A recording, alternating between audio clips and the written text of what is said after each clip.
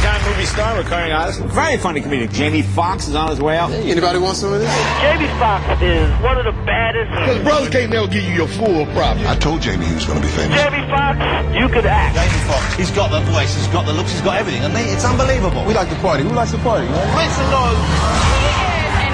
Winning dramatic actor. We've been blessed with the opportunities to have a drama lane. Comedian with hits on the big and small screen. It's hard to believe the guy in the screen is the same goofball I see at the comic book. I'm the innovator and the motivator, the originator of this stuff. And a chart-topping sexy singer. May I say, Jamie, you have the voice of an angel.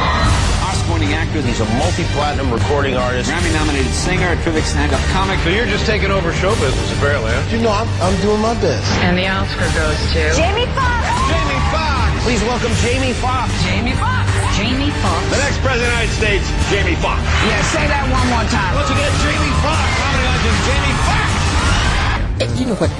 I'm going to make it do what it do, baby. Oh, yeah. Yeah, it's Friday. Yeah. Come on. The whole cast is... The whole cast is here. No, they're not. Yes. Yeah. Yes. Talk about it. Who the fuck is this? Paging me at 5:46 in the morning. Crack of dawn. Now I'm yawning. Wipe the cold out my eyes. See who's this paging me and why. It's my nigga Pop from the barbershop. Told me he was in the gambling spot. Heard the intricate plot. Niggas wanna stick me like fly paper, neighbor. Slow down, love. Please chill, drop the cape. Remember when Magic was up the hill with ice? Brownsville that you roll dice Gon' with. be. Guns that got nice with. Yeah, my little fame up in prospect. Nah, them my niggas, nah, love wouldn't disrespect. They must have niggas that we knew. Yeah. Like, Alright, We were clocking minor figures. First of all, let's just talk about how dope these lyrics are. You gotta say, cut it right there. Cut it right there, Kirkwood. Wake up. I see his shit. It's Friday. What's cracking other than a crack of your ass? Do a quick roll call. In the house, we got TDP, Mr. 3 Knocks. In the house, we got... Yo, it's your boy Speedy Oh, on the microphone. why don't you lose that? It's been Welcome 2.5 back, years. I'm back. Everybody have asked you to lose that. I'm back. Everybody have asked you to lose that. Bitch just said keep it. Oh. When You bitches know say, why I can't go just the bitches, Speedy, because you do have a few large bitches, and I don't want get none of them mad, because they might trample a nigga.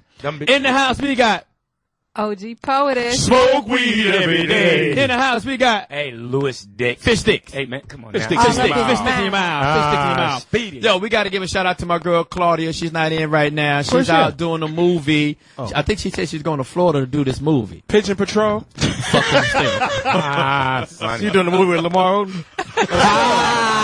She missed that boat. She should have jumped on that. Yeah. It's called Rebound. I'll stay in the paint. And in the house, we got Johnny motherfucking Mack. What? No. It's okay. It's okay. No, what happened was this reporter. Don't ask me to I read. was watching ESPN, and this reporter was reporting that this guy named Johnny Right. had a date with somebody, basketball player, but Hysterical. interrupted the basketball player, and they said, "Where is he? My date's late." I don't know what that is. Shout out to That's Claudia. terrible. Shout out to Claudia. We don't know what we're doing, but hey, they said his name was Johnny motherfucking Mack. at least, Forget about damn. yeah, we know. At least Claudia's Johnny Mack. secure in your intro. Dude look like a lady. Shouts out to the bowling alley. Hey, but I won the money. We was out bowling at Penn's in North Hollywood one time. All of us out there. Me, Lou Yes. Diggs, Claudia. And if you think you got a team that can out bowl us, Oh, get yes. at us. Yeah, Bring it yeah. on. If you live in the valley or any part of LA, and you Country. because niggas was talking shit, they was down there Wednesday, That's right. and they talking about come down there and bowl me, Johnny Mack. They bowling and playing spades. I don't want to play spades in public, nigga.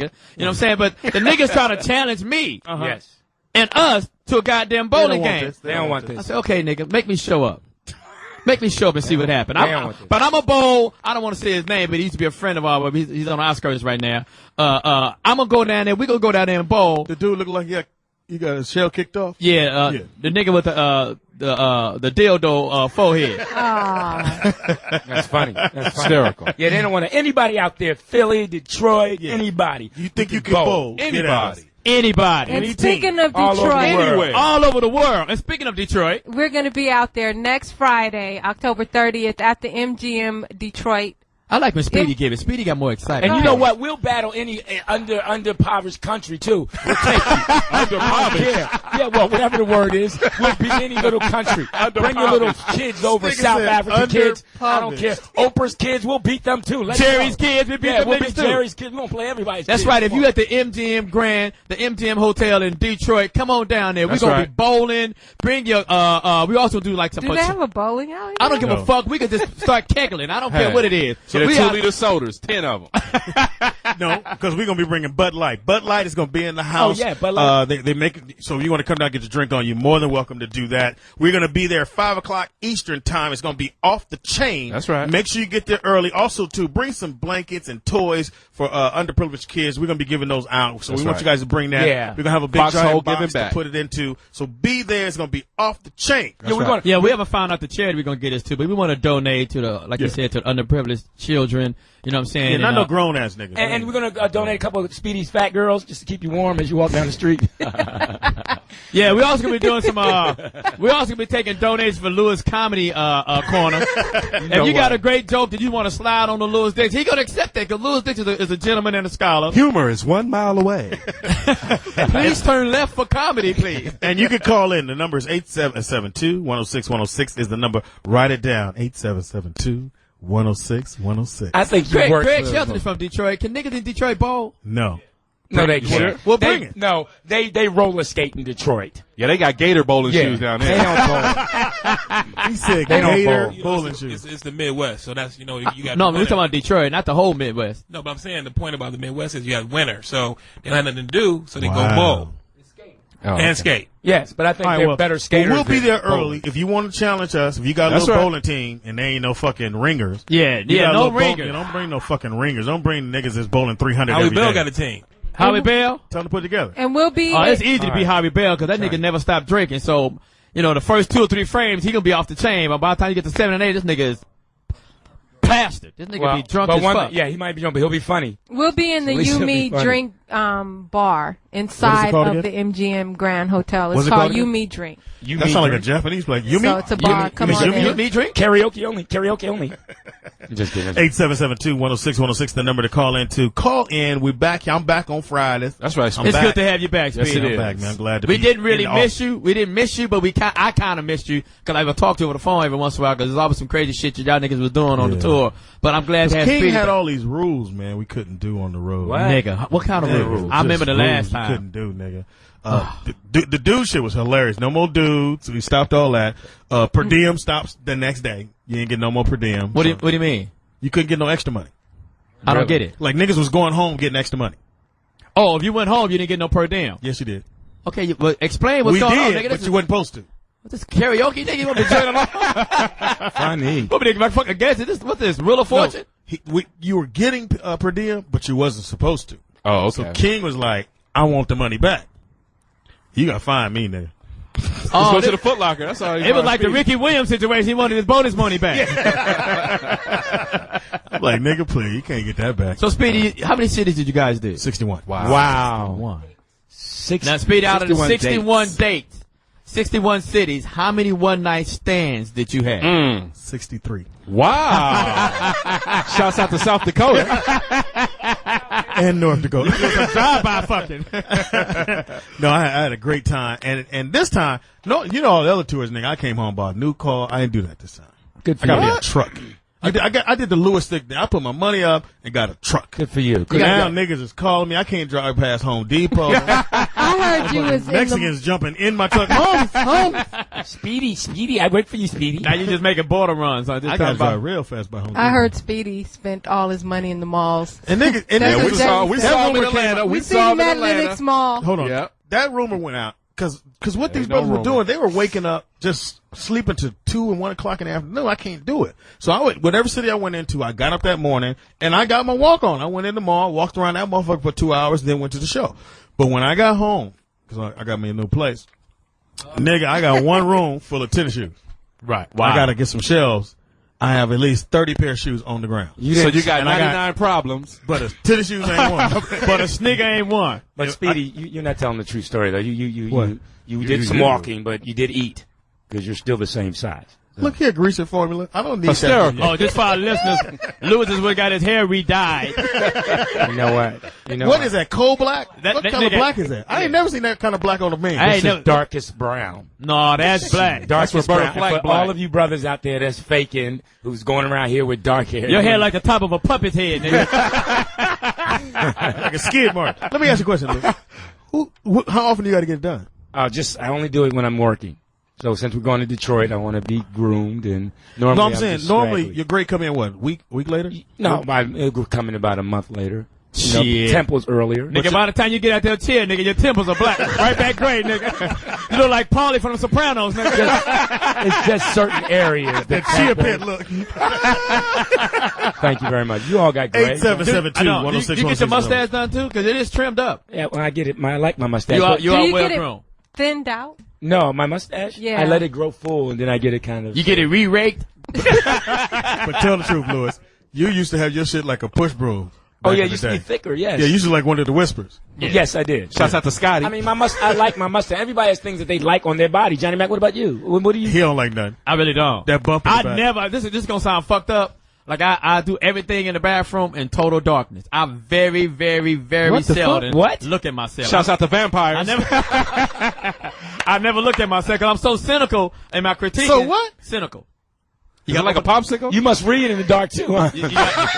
That is a word, Louis. Hysterical. I'm just joking. I just had to try to jump That's on the joke. funny. Look on the back of your perm box. You see the word cynical, nigga. And Pittman. But I do everything that you do in the bathroom. I do in total darkness. Wow. Are you serious? You serious? Yep. I That's do what- everything. that's what- I don't even like when I get dressed. I just lay my shit out on the bed and put it on. I don't even take a second glance. Wow. Wow. We you're know that this confident. nigga. Because there's no need to look at perfection. You know, God had already Ain't did a that good a- job. Oh, ain't that nothing? Why am I gonna Okay. criticize Jesus? Hold on now. Hold on.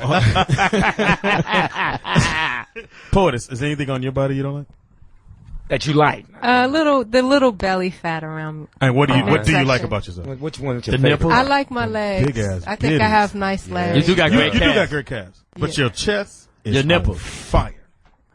Should I say that? I'm not mad at my chest because I know a lot of women are paying Do thousands. you like your legs up or down? She like him in I mean, what about your legs that you like? I'm just saying. she like him in a weed position. Shout out to Louis Dix. Hilarious. No, because I know as a female you get a lot of compliments. You got these great eyes. You got these. I don't want to keep calling and talk about your breasts all the time. Them motherfuckers on fire. But sometimes you do come in and your nipples are erect. Because it's cold. Damn. It look like you got some baby big toes in a cast. I thought it was weed seeds. I thought it was a thumb. Motherfucking Y'all nipples and stupid. shoot marbles and shit. But what about your body that you do like? And if we gonna throw that whole question around before we get to our topics, you know, I don't know if men's supposed to enjoy their own self and their body, their likes and dislikes. But TDP, what about your being that you like or dislike? The 2-ply shirt you wear? That nigga got more white t-shirts than anybody. Hey, I know it's a lot of naked mannequins at the swap meet. Like, fuck! This nigga come in every day for these goddamn t-shirts. Keep buying all the 5X's. God damn! Foot Locker keep running out. What is it about you that you like and dislike? I don't get into all that. I like my calves. I think people. That's the gayest shit. I think people would like your Do eyes. you like your calves up or down? Hey, I think girls would be I like like my his calves. eyes. No, this nigga said he think he would like your eyes. No, I said people would like we it. know what his status No, you is. know what? I agree with Louis Yeah, he has Dix. nice eyes. I mean, you have nice That ain't for me. TDP That ain't has, No homo. No homo. TDP has nice brown eyes. So TDP, He has pretty brown when eyes. Louis Dix said you got nice eyes, is that a compliment? I didn't or- even hear that, Johnny Mack. I didn't even hear that. Or are you blinking? Hysterical. All right, Speedy, yourself. So Speedy, what about you? You know what I'm saying? You know, I like my locks. You know what? You do got nice locks, Speedy. Ain't that a bitch? Oh, no, that's gay. Even though they're receding. I'm saying when we get out. No, they're not. Oh. Speedy, when we get off the mic, we will share some hair secrets. You mean the locks on your car?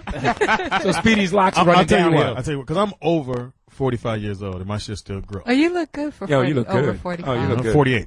You got some Okay. smooth skin too. Is It's this a gay? bitch. How did we get into this topic? I'm telling you. Lewis. No, seriously. All You right, what do sent you us like? down this road. Now, what else You besides said your you got some smooth skin. Oh, my God. luxurious. Honey bag. I thought I was at a Maxwell concert for a minute. Speedy got. I gotta tell you you know about the Maxwell what's handsome about Speedy is his eyes and nose, that area. What the fuck, He's Lewis? telling on himself. Let No, him I'm go. not. We have Just- turned gay. All right, let's just. Okay, Right now, I feel like Isaiah Thomas. So what about you? Nigga, that's fucking hysterical right there. Okay, well, Speaking of Isaiah. Right. No. We ain't got to lose about what his likes. But Speedy, what about your dislikes? I don't dislike shit about me. That's gotta be the Alfred Hitchcock belly. It's gotta be that. It has to be the man breast. Machiavelli. I'm a vegetarian, but don't push me. Rejoice is like the sweetest joy that's eating Twinkies. Okay, let's get to Lewis and get on to our topic. My favorite. Hold on, Paul. He called him Machiavelli. 877-2-106-106, the number to call in. It's gonna fire today. Hey, call in and tell us all about your likes about us and your dislikes. Yeah. Hopefully a lot of females will call in. I want no dudes talking about I like your shoulders, Johnny Mack. I don't want to get into that. But call in to 877-2-106-106 That's right. and tell us about our likes and dislikes. Louis Dix, what is your likes? I like my smile, and I think I have my mother's eyes, but my jaw is it. It's strong. Your what? My jaw is strong. Your jaw? My jaw. Your penis? Your yes, dick, it's nigga? strong. Oh, yes. my Your God. member? Your member? Well, very impressive. You like your dick, but your wife didn't. Your son do. Shouts out to Bubble Babs. Oh, yo, disgusting. Hey, skinny jeans. But, since you brought it up, Lewis, how big is your penis? That's you got it. Hey, what? Hey, what hey, the fuck? Disneyland? What? I said I was happy with it. It's strong. Don't worry about it. Shout out to Kiwi. So every time you do hysterical. So you finally gave it up? No. Then She why jacked are you you off. shouting out Kiwi? Did she jack you off? Because I really, Kiwi and I have been having some great conversations. No, but she's Did she phone sex you? No, but we're very, Did she very jack focused. you off? No, jack Did off. you Then pull how the would dick she out? know? Huh? How would she know? How would you know? You Does she have a shouted nice her penis? out. So. Oh, because that's my, she's been really special, so she's cool. Did you pull your dick out? That's none of She your must have walked in business. on him peeing on his balls. Huh? 2 days into a date, my dick coming out. 2 days. 2 days. 2 days. days. I give a Shit, as soon as the bitch get to my goddamn crib, nigga. 2 sunrises. Enough of that. All right, here we go. Nigga, I got a motherfucking roll with the cock cut out, nigga. I got a cock out roll. Hysterical. You don't cover that up? Nigga, you are stupid. I got the Prince pants in the front, bitch. 877-2-106-106 is the number to call into. We gonna just dig right in. Shout out to my boy Jamie Foxx. I'm saying, I love Where's this. Foxx at? Should we Pick talk up. about the concert that we saw Friday? Nah, we Saturday? passed. Nah, we are. We It's passed. Passed that already? Yeah, we got our it was off the tickets. chain. We got our tickets. Yeah, that's true. You're right. Concert was off the chain. I'm It was. sure Jamie's I didn't like my vacationing tickets, though. My somewhere, tickets were- taking it easy for That's a couple right. He days. deserves As he should. Actually, Shout out, not. boss. No. I talked to him. He went to a studio yesterday. He's working on his new album. Hey, man, This we're nigga's a sorry. hard working Oh, the Christmas. motherfucker right there. Yeah, he got That's some why new we cuts. can't be late no more. You got some new cuts. This nigga's hysterical. Yeah, we we gonna got just tell our business out on serious like that. You guys gotta have pride. Pride. Let's jump into our next story. You want to talk about being late? Our first story. Anyway. Let's jump into our first story before we get into the dirt on Serious Okay. Radio. Do we got time? Shout out to the time clock. Go ahead, Porter. Step right into it. Well, you know that Isaiah is, a little disappointed after reading criticisms in Magic Johnson and Larry Bird's new book. What?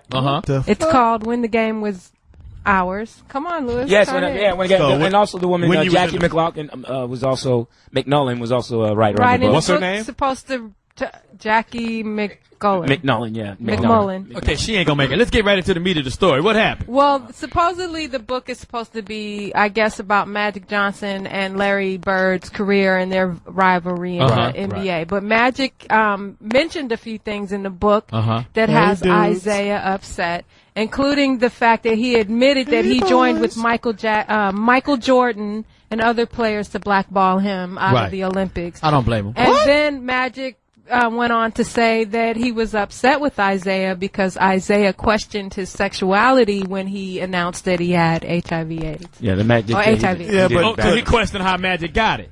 Well, yeah, because he said what Isaiah said was that he had been his brother died of AIDS and had been living in the home with him. So he said Isaiah said he was very aware of this disease prior to Magic announcing that he had it. So Isaiah lived with it. So imagine someone in your family dying of it, your brother, and living with it, and then the meteor circus that happened around Magic. So we have to give Isaiah some confidence that he did not jump over and say, "I've lived with this," to trump Magic when he made that big announcement. That's great, but what the fuck did Isaiah say about Magic? no. Well, what he said about, go ahead, Speedy. The thing, y'all got to make sure you get it right as well. It's just that Isaiah's mad at Magic for bringing even any of this up because he figured Magic only did it to sell books. What did he bring up? Hold on. I'm just saying he's saying that he only did this to sell books. Now, what he brought up, Lewis, go right ahead. What did he bring up? What he brought up? Well, what he brought up was the Olympic thing. Well, Magic's thing was Isaiah did not back him because he was his good friend when he said he had HIVs, and 106 is the number. Isaiah went out questioning his sexuality and questioning, do you think he has it? I don't know how he got it. Well, according to SportsIllustrated.com, yeah, let's get to the meat. That the book's main source for this allegation was Magic's longtime agent, Lon Rosen, who says Isaiah told him in 1991, I keep hearing Magic is gay. And so I guess Rosen went back and told Magic this, and Magic was pretty upset about it. So Isaiah, this is according to Isaiah said Magic was gay. He said I keep hearing Magic is gay. He was trying to question Magic's agent to find out what's going on. Word, Jermaine Stewart said he heard Magic was gay. Well, I guess that's just like I guess if Johnny Mack kept hearing that Speedy was gay. I do hear that all the time. I mean, no, seriously, what would you say? I'll whoop your ass. Say no. But I know he isn't. So the whole thing is about Isaiah allegedly said that he's questioned Magic Johnson's manhood. He said Magic is gay. That's how he got supposedly got the HIV situation, right? Well, the HIV. He's waiting on the V. Waiting on the He V. was questioning Magic's But they was best friends, right? They was hugging and shit and kissing on the court, and I heard when Magic built his house in Brentwood, he had an Isaiah Thomas room. He had an adjoining room that said Isaiah's room. And it said, get in the paint. Yeah. Let's try out this punk and roll. Oh man. No, I think Magic is still our boy. They were true friends, and I think the thing is when you fall out with your true friend, because Magic did say this is one of the most disappointing things in his life that he was not able to rectify. If I fall out with my good friends, I won't just come out and question his sexuality. I'm gonna say just because me and Speedy ain't boys no more, he's a faggot. Well, Isaiah probably dropped the ball or soap, however you want to put it, on that particular one. All right. Well, Magic. Wow. So Isaiah, because I did know about back in the Olympics, Michael Jordan and other players was against Isaiah Thomas joining the Olympic team. And it really wasn't that it was getting Isaiah. That Jordan didn't like Detroit basketball team. Right. So being that he was a part of the team, boom, you're going to catch But the Magic did But speak up for him. why would they sing? Did he really speak up for him? Yeah, the first part he said, Jack McNullen said that Isaiah said, Isaiah said that, Magic said, hey guys, listen, I know you have a thing against Isaiah, but he's a really good basketball player. Let's put him on the team. And the other one said How do you have to tell other niggas this nigga's good? Well, Michael Jordan was they all got, you got to imagine their egos, man. I'm going to stop wearing great athletes. Because you gotta cater to Michael Jordan. You know he was the best. Because he was, he was the best. He was the best. He was the best on that team. You had to cater But they to saying him. he wasn't the best back then. Yeah, right. Yes, he was. Shit. That's what. In 91? That's why That's what Isaiah's saying. That's why Isaiah didn't shake his hand when Detroit whooped that Chicago whooped that ass and they just walked off the court. That was in 1990. Yeah. Oh yeah, he was the best. But wait a minute, now Detroit whipped their behind too. What I'm saying is Jordan had to fight Detroit to get over the hump. Once he got over the hump, Detroit didn't respect the fact that Jordan passed him up and he didn't shake his hand. So was Jordan mad at Isaiah or all the Detroit Pistons? He's the leader of the team. I think it's a little bit of both. Isaiah was the leader of the team. He's the point guard. Call in. If you live in Detroit and you know the real story, call in 877-210-6106. That's right, Detroit. But we got to take a quick break. We're going to come back. Jism, go take us to break, dog. Shit, you just took us to break, Speedy. You took my part. I don't know what to do. Wow. Do my part. Yeah, shout out to Joe Dumars. I don't know. Detroit, Shout out to Dave Bing. October 30th, MGM Grand, the Foxhole. Detroit? Nigga, this is absolutely hilarious, man. Who is this nigga? They playing basketball. They playing basketball.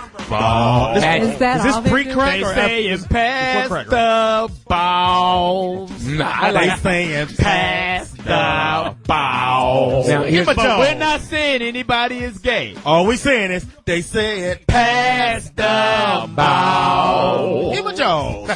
And we are saying, before we went into break, we were talking about Magic Johnson and Larry Bird's new book, When the Game Was Ours. Right. There was some controversy between When he was ours? Isaiah and Magic. There were some things in the book that got Isaiah upset and disappointed and hurt because Magic mentioned that that Isaiah was spreading rumors that he was gay once he admitted that he had HIV. What? We just want to say Magic was spreading some other thing. the Fox Magic was spreading tragic.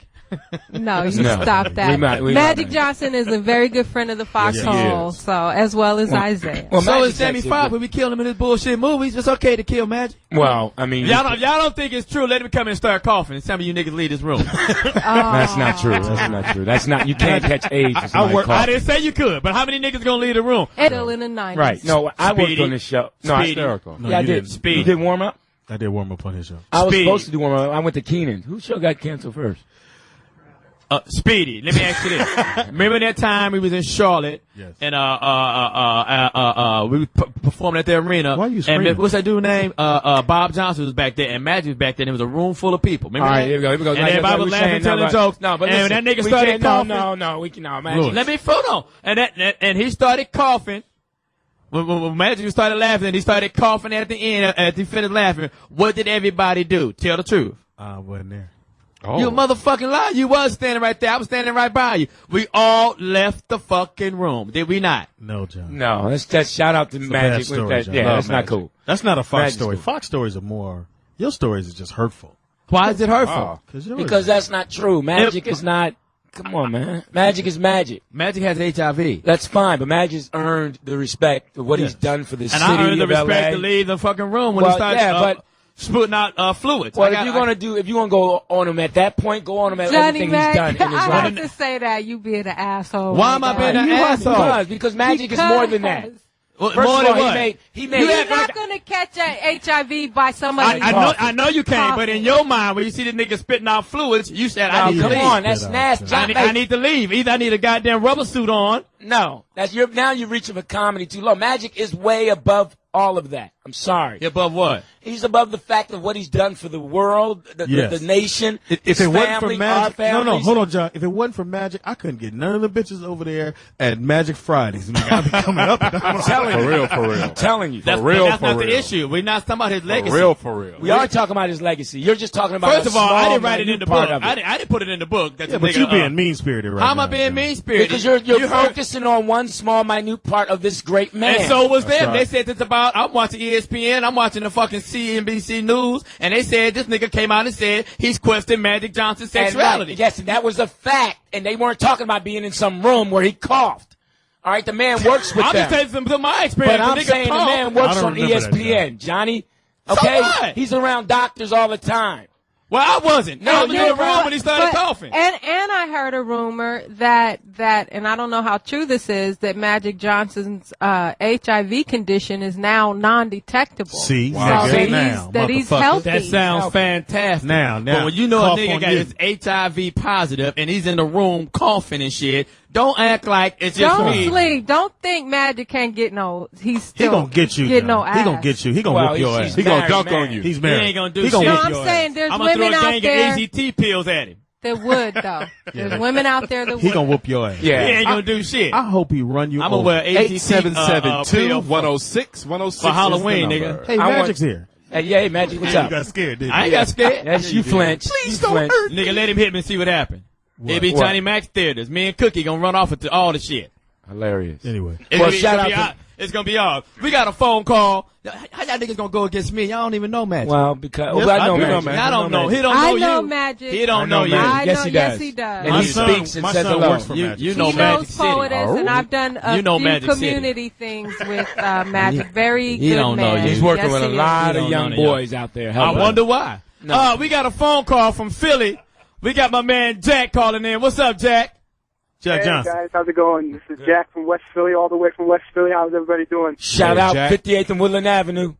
Yeah, absolutely, man. Well, I know you guys are talking about the whole Isaiah Magic situation. I read like an excerpt where basically they say that Isaiah apparently around like 90-91, he was calling up Magic's agent, this guy, something Rosen, and he said like, I keep hearing Magic's gay or something like that. That's what Magic alleges in the book.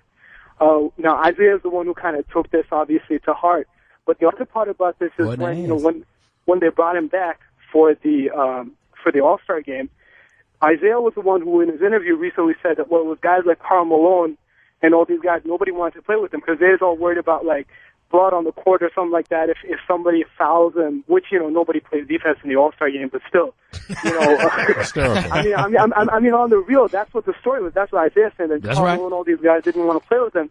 And Isaiah's the one who had to be like the bridge, the peacemaker, to convince the guys and be like, well, you know, I mean, it can't be spread like that, so we're just doing this to, you know, as a showing of, like, you know, brotherhood and everything, because he was one of us, you know, and he had to leave the game prematurely or whatever. But that's what the story is, you know, and obviously Isaiah's, like, denying all this, and his biggest thing is he's saying that I wish Magic would have manned up and talked to me about all of this, if this is what his side of the story is. That's right. Face to face. All right, cool. Thank you for the phone call, And that man. Magic was doing this and mentioning this to sell books, as Speedy mentioned earlier. Yeah, and that's why Isaiah was really mad. And I agree. Why you bring that up? Talk to me face You didn't to face. have to bring that up, and why you put it in a book unless you're trying to sell. So Isaiah's mad because he's thinking you didn't have to bring this up. That was something I asked a long time ago, and in a sense, it was when no he was reason. skinny. He gonna whoop your ass. That's what's gonna happen. I'm not gonna be there to help you. Well, no, what are you gonna do? I'm not gonna be there to help you. He got more important things to worry about. 6'9", nigga. Yeah, so what? 250. Well, 270. Nah, about 280. 290. He's Rick Mahorn size right now. He's the size of your quarterback for the Raiders. Wow. Shouts out to the Eastmount Mall. Sorry to the Hungry Hippo Hips. We got another phone call. The Raiders are a really but we good did team. win. Yes. And who did we beat, Speedy? Them Egos. What the fuck, Lewis? Shout out to that part of Philly. Did Vic even play? Yeah, I heard. Lewis is sitting Coca-Cola.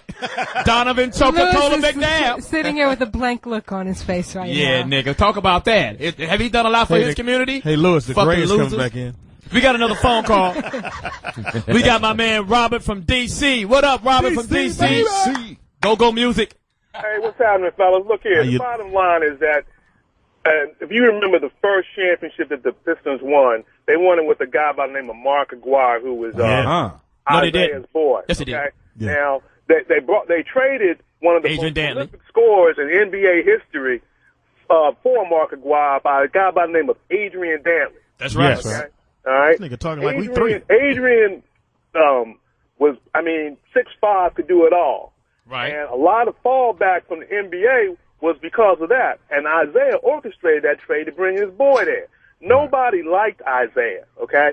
Then once Isaiah retired, he became the commissioner of the CBA. What did he do? He bankrupted the CBA. They folded, okay? The problem is not that Isaiah is not a great ball player, because he was. Right. He's not a good person. He's not a good manager. That's I beg to differ. I think he's a great person. He gave that intern $11 million. She got a little touch and go money. Shouts out to overtime. Thank you for the phone call, man. Hey, and speaking of that, Robert, we're going to be in D.C. December the 5th. That's right. So you and your homies can meet us down in D.C. if you can bowl, nigga. Yeah, we're going to go on a bowling spree all across the country. I want to go to the White House. Not with that black hair. Anyway, there's got to be a color scheme. Release the dogs.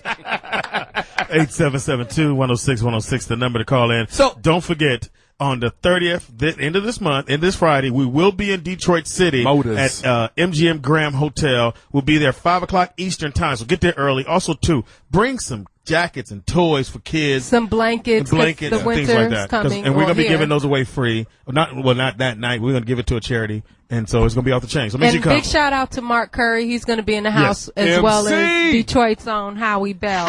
That's next Friday, October the 30th. We're going to be at the MGM in Detroit City. Inside the bar area, drink, you, me, drink. I like. And I know we got to move on, but I just got one question. Was Isaiah that bad of a person? Well, Johnny, you are. Was he that bad? But I'm not on your basketball team, Speedy. Trust Yes, me. you are. I will never pass it to you. Trust me. I noticed. Feather was the jump shot. Feathers. Was Isaiah that bad of a person that It was a light-skinned dude got that mad you last didn't week. you didn't want him on the basketball? He should have been on Olympics. That's true. Yeah, he should. He should have been on Olympics. So he didn't get a Olympic thing. Wow. No. Yeah, but He was on Olympic in Figueroa one time, but he never he never been on the Olympics. Shouts out to the Ritz Carlton. Was he that bad that everybody spoke against this nigga? Well, they doing it now because Bill Laimbeer cannot get a head coaching job. Kareem cannot get a head coach. Because Kareem was an asshole. Kareem Abdul-Jabbar candy bar. Kareem was a jerk. He wants to coach so bad, it's not going to happen. Should he be a coach? No. Well, he's coaching Bynum. What they say in life. What they say in life is not about what you get in money. It's about what you give that lasts more. It's about what you give. You ain't gave shit to Oh, nobody. I ain't never heard that. I've been giving for a long time. I ain't never heard that in life. Yeah, we got another phone call. We got my man 10 Grand that always calls into the Foxhole from Alabama, Mr. Lowlife. Lowlife. Man, what's going on? Lowlife. What's going on, Lowlife? Shout out to the Broken English. Let me give you some real talk on this Magic Johnson thing, man. Once you come back with AIDS, nobody really wants to fuck with you anymore. Your mama really don't want to know your ass. You know what? That's not true. Let me finish. You lucky. Keep going. Huh? Speak on it, Lowlife. Yeah, what I'm saying is that once you come on back, man, with a death sentence like that, you might as well just buy you a little apartment somewhere and just hide. You know what I'm saying? So you really, you know what I'm saying? You over with. You can't fuck. You got all the bitches nervous because they done fucked and sucked you all night and they don't know what the hell going on. You know what I'm saying? He brought all this shit on himself. Well, you know what? First of all, Magic Johnson's been living with HIV for how many years now? Almost 20. 1980. And they developed new treatments and things like that to prolong people's lives. So I wouldn't necessarily say it's a death sentence these days. I would think someone would you snuggle up with him in the corner? Here's the thing. He's a married man. He gonna whoop your ass. But here's the thing too. I think we need we need to check Lowlife. He's funny. He's okay. We love him calling in, but he's straight ignorant. Oh, come on, Louis. Well, I mean, for him to say what he said about Magic is ignorant in my mind. I'm talking about Lowlife who just called in and said that he had a death sentence, said his mother wouldn't love him. Okay, that's ignorant. He didn't say that. Nigga, he was joking. He was like that Johnny Mack. We just called Johnny Mack on just going the wrong direction. And Lowlife needs to just understand that, there's a place for comedy, but if you don't know what you're talking about, it's not funny. Punk. Oh my God. What you just said wasn't funny. On that note, let's move to the next topic. Bust the whole well, I'm going to stand up for Magic. You act like you gave Magic the condom. Jesus. Or took it from him.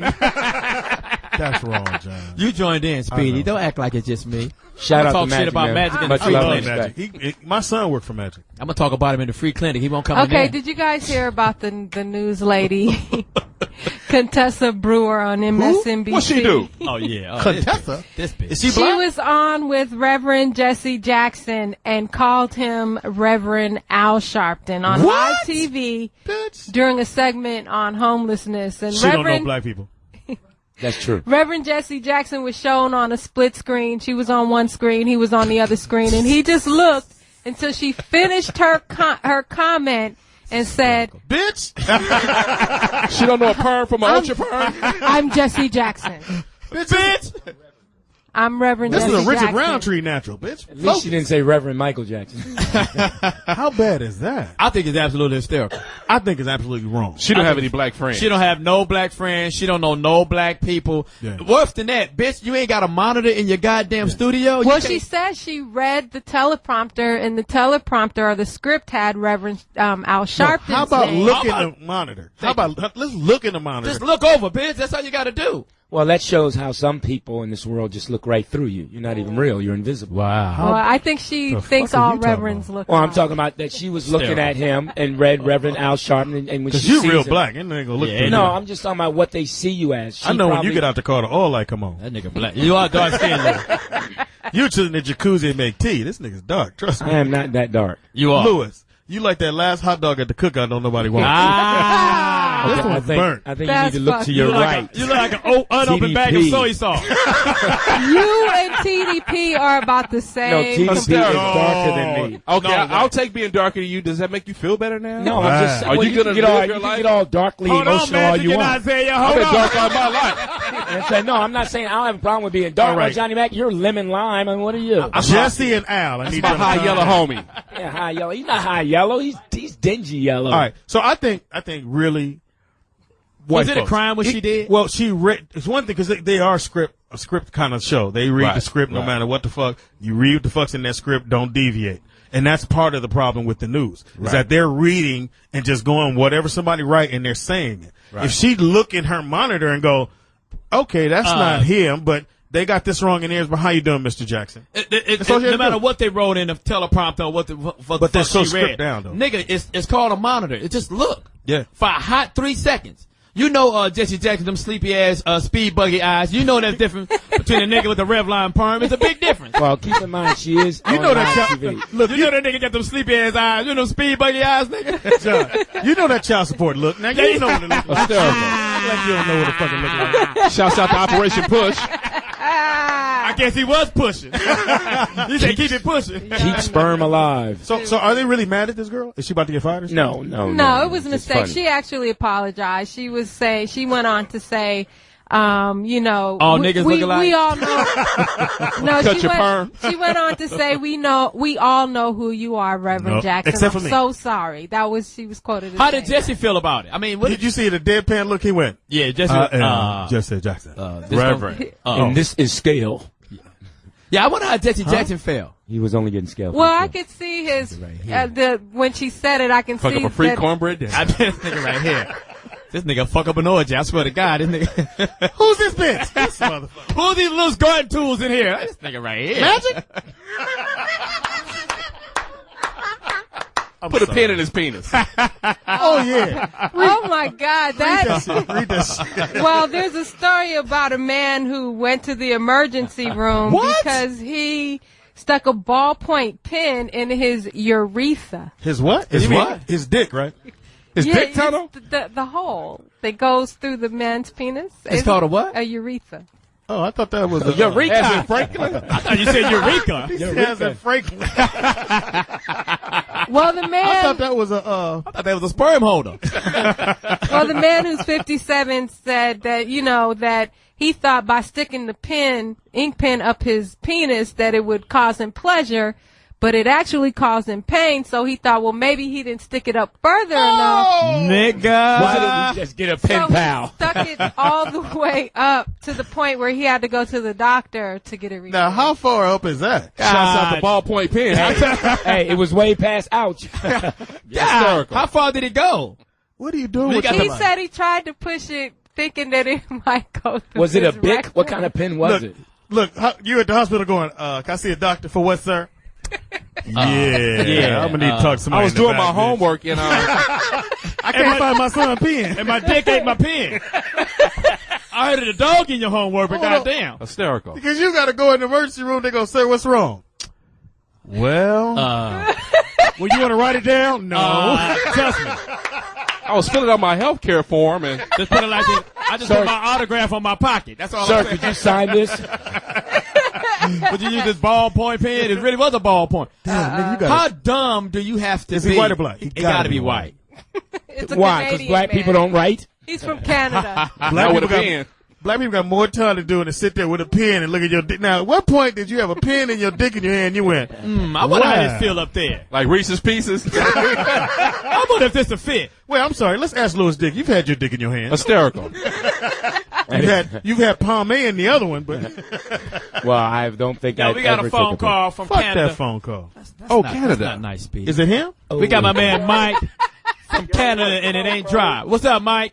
What's up, boys? What's happening? I love Boys. your show. I love it. Thank I you, listen in the car, at work, at home, constantly. Never stop. Thank you. Thank you.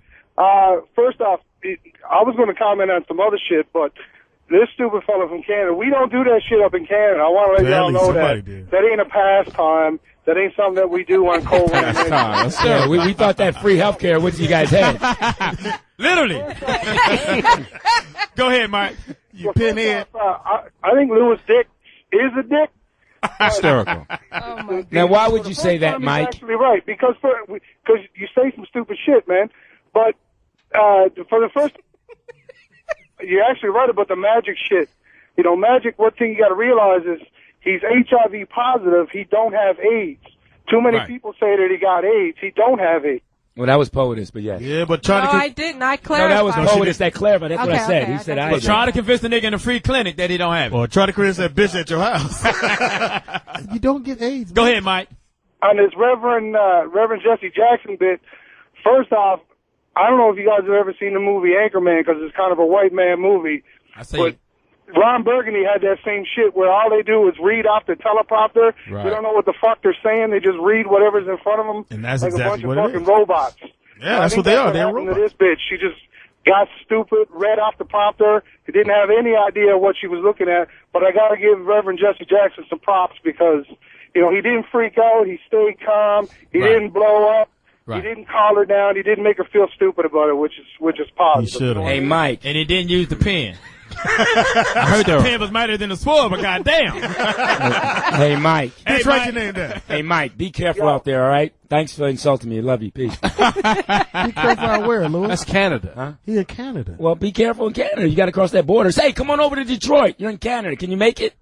You have child support? I'm on the West Coast. You got to get Foxx to bust that tour up in Canada, though.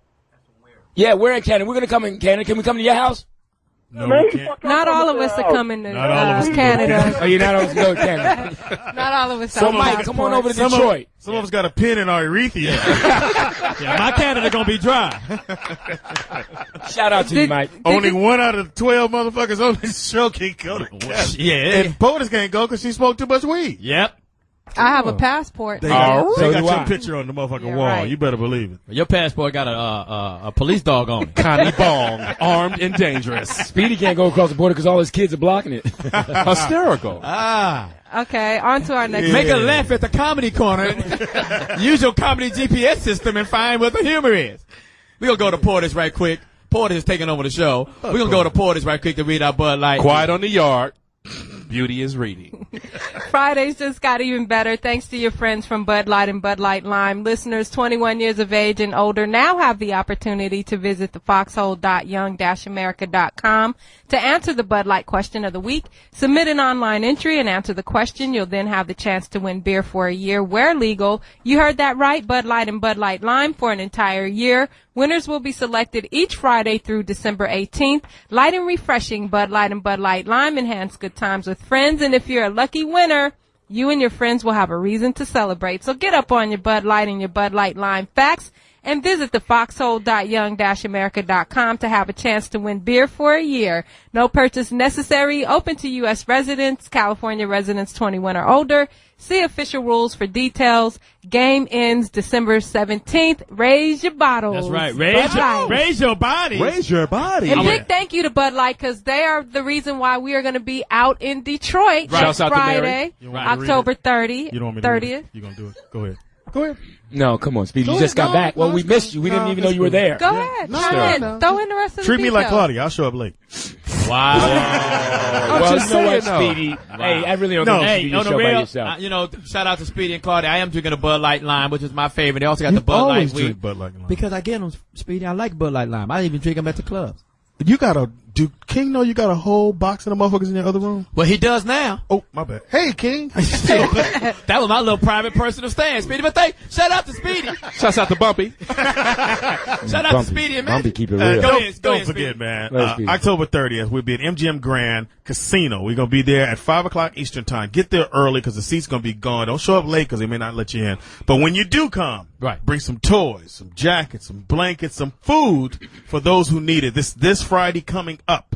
Don't forget, this Friday. Don't think about no other Friday. They're going to air this shit about 19 times. October 30th. And who's going to be there with us, Speedy? Who's going to be there is Howie Bell, who's from Detroit. Great comedy. And we know he needs a job, so it's good that he's going to come. Yeah. Great For comedy. and the donations are going to the people in the city of Detroit. We ain't taking it back here. We're donating them to a charity, and they will be distributed to those in need in the city of Detroit. And Mark Curry will be on the show. Can we get lights and Bud Light? Shout out to Northwest Activity Center. What is that? That's where I used to ball at when I was doing the play there. In Detroit? What play was you doing? I was doing One Monkey Don't Stop No Show. It was cool. And you took was the Mustang. Was you the monkey? Don't even go there. Was you the monkey and the Mustang to stop the show? It was with Kim Fields. You got Chiquita.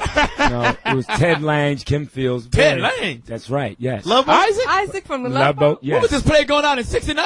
Kim Fields, Chip Fields, her mom was in it. It was great. I was Wait a minute, hold on, Louis. What year was this? This was 92 or something like that. What was So it? you ain't worked since 92? No, it wasn't 89. So it wasn't 89 because I just got out here in 89. So back it up, homie. I don't know. You used to work for me, right? There you go. People on the radio. Wow. Time Capsule Plays presents. I guess One Monkey did stop no show. We're going to take a quick break. We're going to take a quick break and come right back. Yo, it's the Foxhole. What's cracking? Other than a crack of your ass. We playing that Detroit Motown. We'll be there, baby. Hitfield, USA. We gonna be in the Detroit, down in the Dirty D. We're gonna be at MGM Graham on the 30th, baby. Bud Light brings us there. I love Bud Light. Bud Light in the house. Everybody say Bud Light. Bud Light. They're bringing us there. It's going to be off the chain. But we want you guys to come with gift bearing because we're going to give those out. We want you to bring some jackets, some shirts. This dusty motherfucker here. Bring in the Philadelphia Phillies bat. Nigga come in with a bat. With a Philadelphia in the Phillies house. bat. We're asking to. Hold on, I'm doing my read. Hold on. Let me do my read. Hold up, nigga, you're late. Make sure you bring some toys, some blankets, some money and for some. you, Speedy, but I guess I just hold on to it. Now just put it in the mall. He'll go get it. Hysterical. How about I hide it in a new Jordan sneaker? Somebody said you hiding your pens. Wow. You don't get it. Anyway, Speedy. also, too, don't forget, December 30th, MGM Grand. We're going to be there. Bud Light's MGM Grand. In Detroit. You're not going. You wasn't invited. MGM Grand. We're going to be there. Way to kill a show, Speedy. Nobody be there now. They thought he was coming. Okay. Actually, I am going to be there. That's right, Thank you. There you go, That's baby. Right, yes. Yeah. Hey, this Fox, is your get opening that act here. on Fox. I see how that went. How you doing, Fox? Give it up for the dancing bear. It's J Fox, Foxhole Radio 106. What's cracking? Other than the crack of your ass. In the house we got TDP. In the house we got. Yo, it's your boy Speedy. Still don't understand that. In the house we got. OG Poetess. Smoke weed every day. In the house we got. Lou Dix. In the house we got legal counsel for Plexico Burrs. Lil Wayne and T.I. Evidently his business is not going through the roof. Last name Mack, first name Johnny, middle name motherfucking. And when you see him out, say, there goes Johnny motherfucking Mack. We got a lot of great topics, Fox. You probably missed the. I don't give a shit. I had some things I was thinking about as I was driving here. Fuck what we got. My thing was some of the topics is on my mind. Can you smoke weed and still get to heaven? That's one of the things. Are you born gay? Well, that's another thing. Are black people fucking up now that we had a black president? Have we not got it yet? Have we not woken up yet? I mean, what the fuck? That's right. What else was I thinking of? What type of alias names do you use when you go to the clinic? I mean, these are just things I just want to clear up. Because I'm all out of aliases. The last one I used was Hans Christian Andersen. What happened? Wait a minute. What happened when they asked you to spell it? Hans Christian Andersen. I was at H. You know how they sound it out, bitch. Give me my blue pills. Give me the blue pills, bitch, because the goddamn oranges ain't kicking what I need to get out. Yeah, the goddamn shampoo. Shit. Is it cool to go to the Playboy matches still? These are just topics that I want to know. Is it? No, I don't think so. I think it's over because the camera phones, and the internet it used to be intimate, the camera phones and TMZ have fucked LA up. Right. You can't go hang out nowhere with these bitch ass niggas and the cameras filming every fucking. Right. I'm trying to get a little head in the bathroom. Right. A little Shout out to fellatio. hepatitis C. You know what I'm saying? Back in the day, that used to be cool. Yeah, meet me in the bathroom. Yeah. You know what I'm saying? It used to be cool. Like, you be pissing, you hear somebody getting it on, baby. You can't do that shit no more. Just regular shit. You can't go nowhere. You can't. I got a secret, though, Johnny Mack. I got a plan. I got a plan, Johnny Mack. How about we get our cameras? Whoa. Since the TMZ dudes are famous now, how about we follow these bitches? That's what I say. Let's do it. And That's what I say we slip a Mickey in the drink there. Oh. And then the next thing you know, we film them doing some things. That's right. I'm with you. Make me feel good. Yeah, I want to follow that big black girl. The big black girl. The one with the chicklets in her Yeah, throat. you follow her, Speedy. That's your Speedy. Ain't that a bitch? Yeah, you follow She's her. not The brisket on her breast. Her teeth are fucked up. Somebody who want to fuck with us. Ashes to ashes, dust to dust. The bang. Have the internet really fucked up all late? A one night stand, get It's down. fucked up everything. You can't. Everything that we do now is scrutinized. What's with the bet? I just brought it in, sweetie. Phillies. I thought you were trying to say something. It's the Phillies. No, I'm saying, everything is scrutinized now. You can't, even at the after party. Jamie, you was at the after party. Jamie, you, every interview I do, we heard you at the after party saying you're Jamie motherfucking Foxx. And it takes all of the shit out of the content. It's like, Right. It's you a not joke. understand. They don't get it. It's just, I don't know. It's Can't awful. trust people. You're right. I mean, like, name some of the things that people have followed you and saw you do, Fox, that they shouldn't have saw you do. It's on the internet. I can tell. Like what, Speedy? What? Oh, you still got the bet? Shut up. Because something must have happened, Fox, for you to feel that way. No. I was just, someone was talking, as a matter of fact, I was talking to Justin Timberlake. For what? Let me get fucked, because I just got better friends than you. Hysterical. So I'm talking to Justin Well, you're Timberlake. my friend. That's it. Well, I'm just saying. And the movie did okay, so I'm able to drive the Lambo today. I love the movie. If the movie didn't do good, whenever the movies don't do good, I drive my Cadillac Escalade. Right. But when the movie did good, I was in the Lambo with the windows down. The Lamborghini? In the Lamborghini with my head out the window like a motherfucking Labrador Retriever. With no glasses on. No glasses at all, nigga. They gonna see me, bitches. Well, congratulations. Thanks, bro. Man, it's a Off the motherfucker. chain. But as I'm in the studio, and to be honest with you, I didn't know what to think about Justin Timberlake as an artist, because I have only seen him, what he does with the pop music thing and things like that. When I got in the studio with him, we're working on the album. This dude is ridiculous. I gotta have hats off to him. I mean, I take, It's a big hat. Watch your tone. Are you impressed with his hard work? What were you impressed with? No, I mean, just the tracks was absolutely off the chain, and they weren't pop tracks. You know how I was expecting to hear ding ding bang ding ding ding ding ding leg warmer music. and ding ding ding ding ding. Eat the mushrooms and then your green beans and eat your mushrooms and then your green bean. So I fucking hate pop music. So did I he officially hate produce it. or sing with you? Produced. Oh, okay. Produced. It was crazy. He let me hear some shit that was like really gangster. Like I was listening to one song, it was like these horns, and then all of a sudden, bam, bam, bam, bam. I was like, you got to be kidding me! This white boy's doing it like that. So it's crazy. But he was talking about he can't do shit. He can't go nowhere. Hollywood is fucked up. Right. Remember when we used to be able to go out in Hollywood and have our karaoke nights and shit like that? Right. The haters are just all. I mean, TMZ and all these other places are just haters. They basically don't have any talent. No so talent. they follow people with talent, Right. and then say people that with talent ain't shit. Say that again. It's I all hate fucked that. up. Right. I mean, people are famous for being nothing. Thank you. I mean, I look at the I didn't know what John and K+8 was. I was asking my daughter, I said, what's your favorite TV show, Corinne? Because we were talking about MASH and All in the Family. Right, and right. Jefferson's. Classic. Good When you needed Times, talent, yeah. What's happening? Where he was going with that shit. Hey. I'm about to say that. I know the whole shit. So I was listening. I said, back in the day when we had great TV shows, we had great theme songs. Now they're talking about John and K+8, and I've never seen the show. And my daughter was like, "It's the best show ever, Dad." And I was like, "Really?" Never saw an episode, but I see this John dude walking around with shades, and I guess whenever people make it famous, they think when they spritz their hair, that's what you're supposed to look like. Yeah. They put the little Your the bad little, boy then. Yeah, the they jail. put the little gel in the hair. and make Semen it spray. stand out. Yeah, whatever. And I'm just Semen seeing this spray. dude on Larry King. What? He's on I fucking know. Larry King. I just want my children off of TV. And I said, what the fuck did you put your kids on television To for? make himself famous. You got 8 kids. You know you ain't raising got the 8. kids right on. Well, excuse me. I mean, 8 kids that they actually know. Hysterical. But the thing is like, how do you expect your kids Right. to be well adjusted? The minute the camera hits you see what happens to child stars. Right. Yeah. Right. So what? That's not even a reality. child You're talking about drug reality show. That's not even reality for 8 kids to be followed by a camera to Right, be watched. right. 24/7. And you know that the shows are designed to exploit the people. They're not designed to actually keep the people together. By them wanting to get a divorce and by them wanting to have Right. controversy, that Helps the makes show. you want. It helps the show. Right. But they don't get it, and so the John dude is spinning out of control because he doesn't know why he's famous. Right. And he doesn't know why people hate him. I heard he was at your premiere. Yeah, he was. What? What? Yeah, he was. And I asked him, get out of here. You with all the baby seats. Get out of here, you. You with all the baby seats in the car seats, and get out. And this motherfucker done traded in his family van for the damn 2-seater. Hysterical. Well, He gets divorced, right? He divorced I him. don't know who Yeah, he gives out. a shit. And I Fox. heard that the Octomom Everybody. gave him a phone call. hilarious. Now, I'm Fox. being serious. He was on, or she was on TV and said that they had 350,000 in the bank. He took 300 of it and went with old girl. What's the problem? So she got 50 and she was, trying to cry. She didn't really cry, but Let me she was trying do to this. cry. Let me do this. It's a little dry in here right now. Wake It's it a up, little Fox. dry.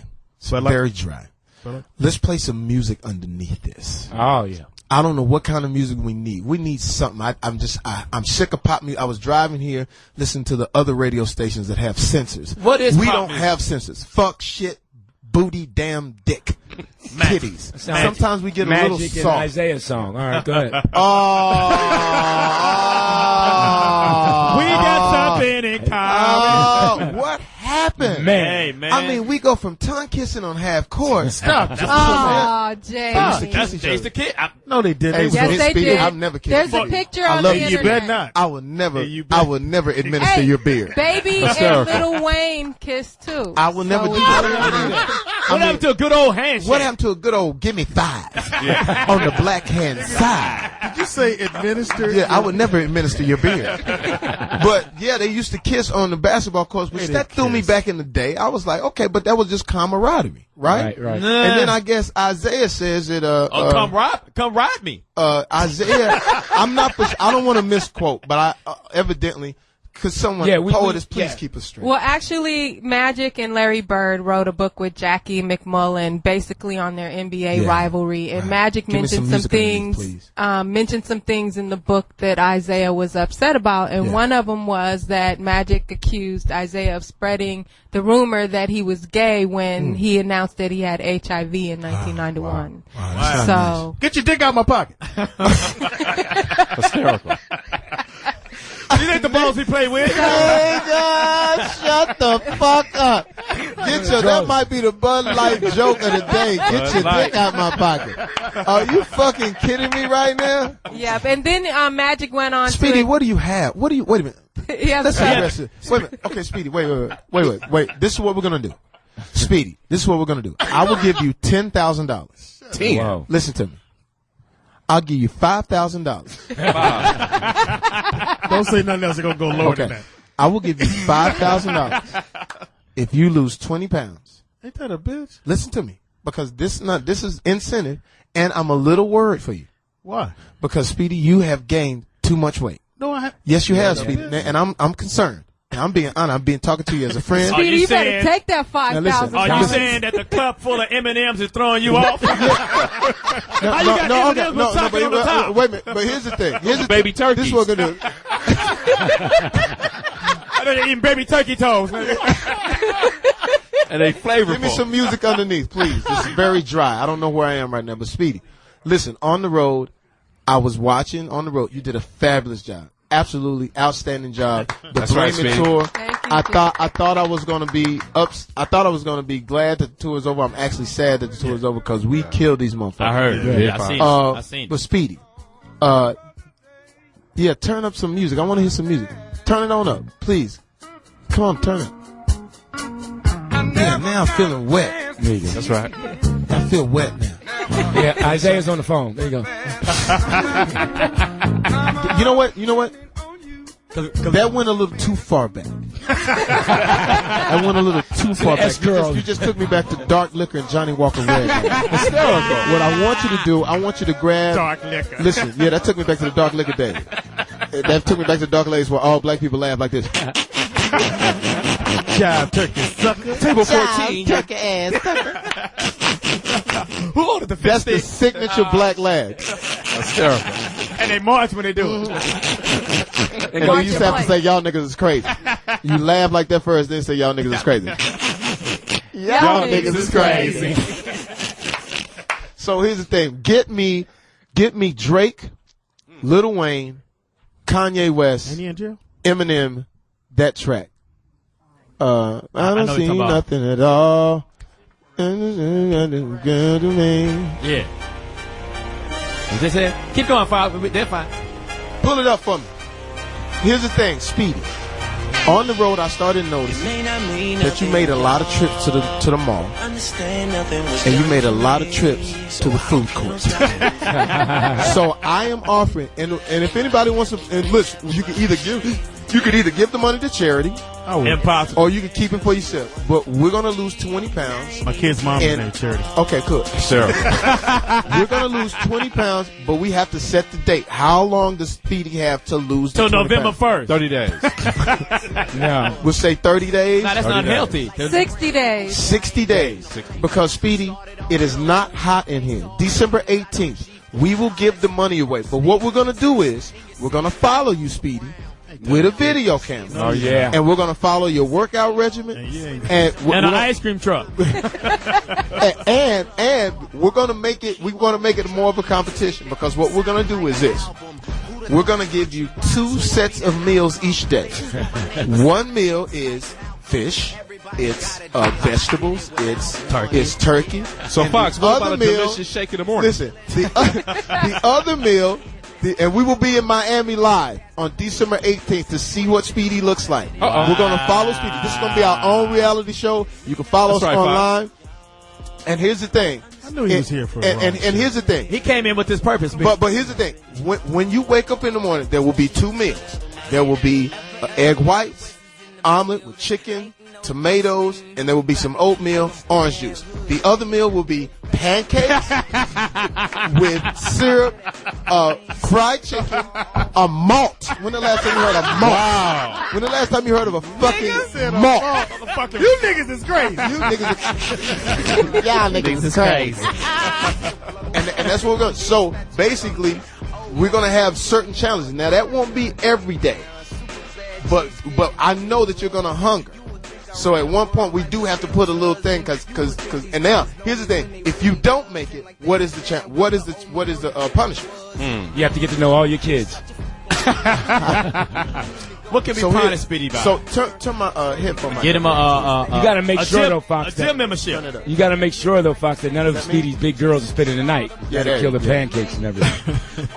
Yes. So what can Speedy punishment be? Okay, we got to find out. Now, what we're going to have to do is we're going to have listeners call in and say what Speedy's punishment is. We're going to have a weigh-in next Friday. Oh, man. We're going to have a weigh-in next Friday in Detroit to see if you... Now, here's the thing.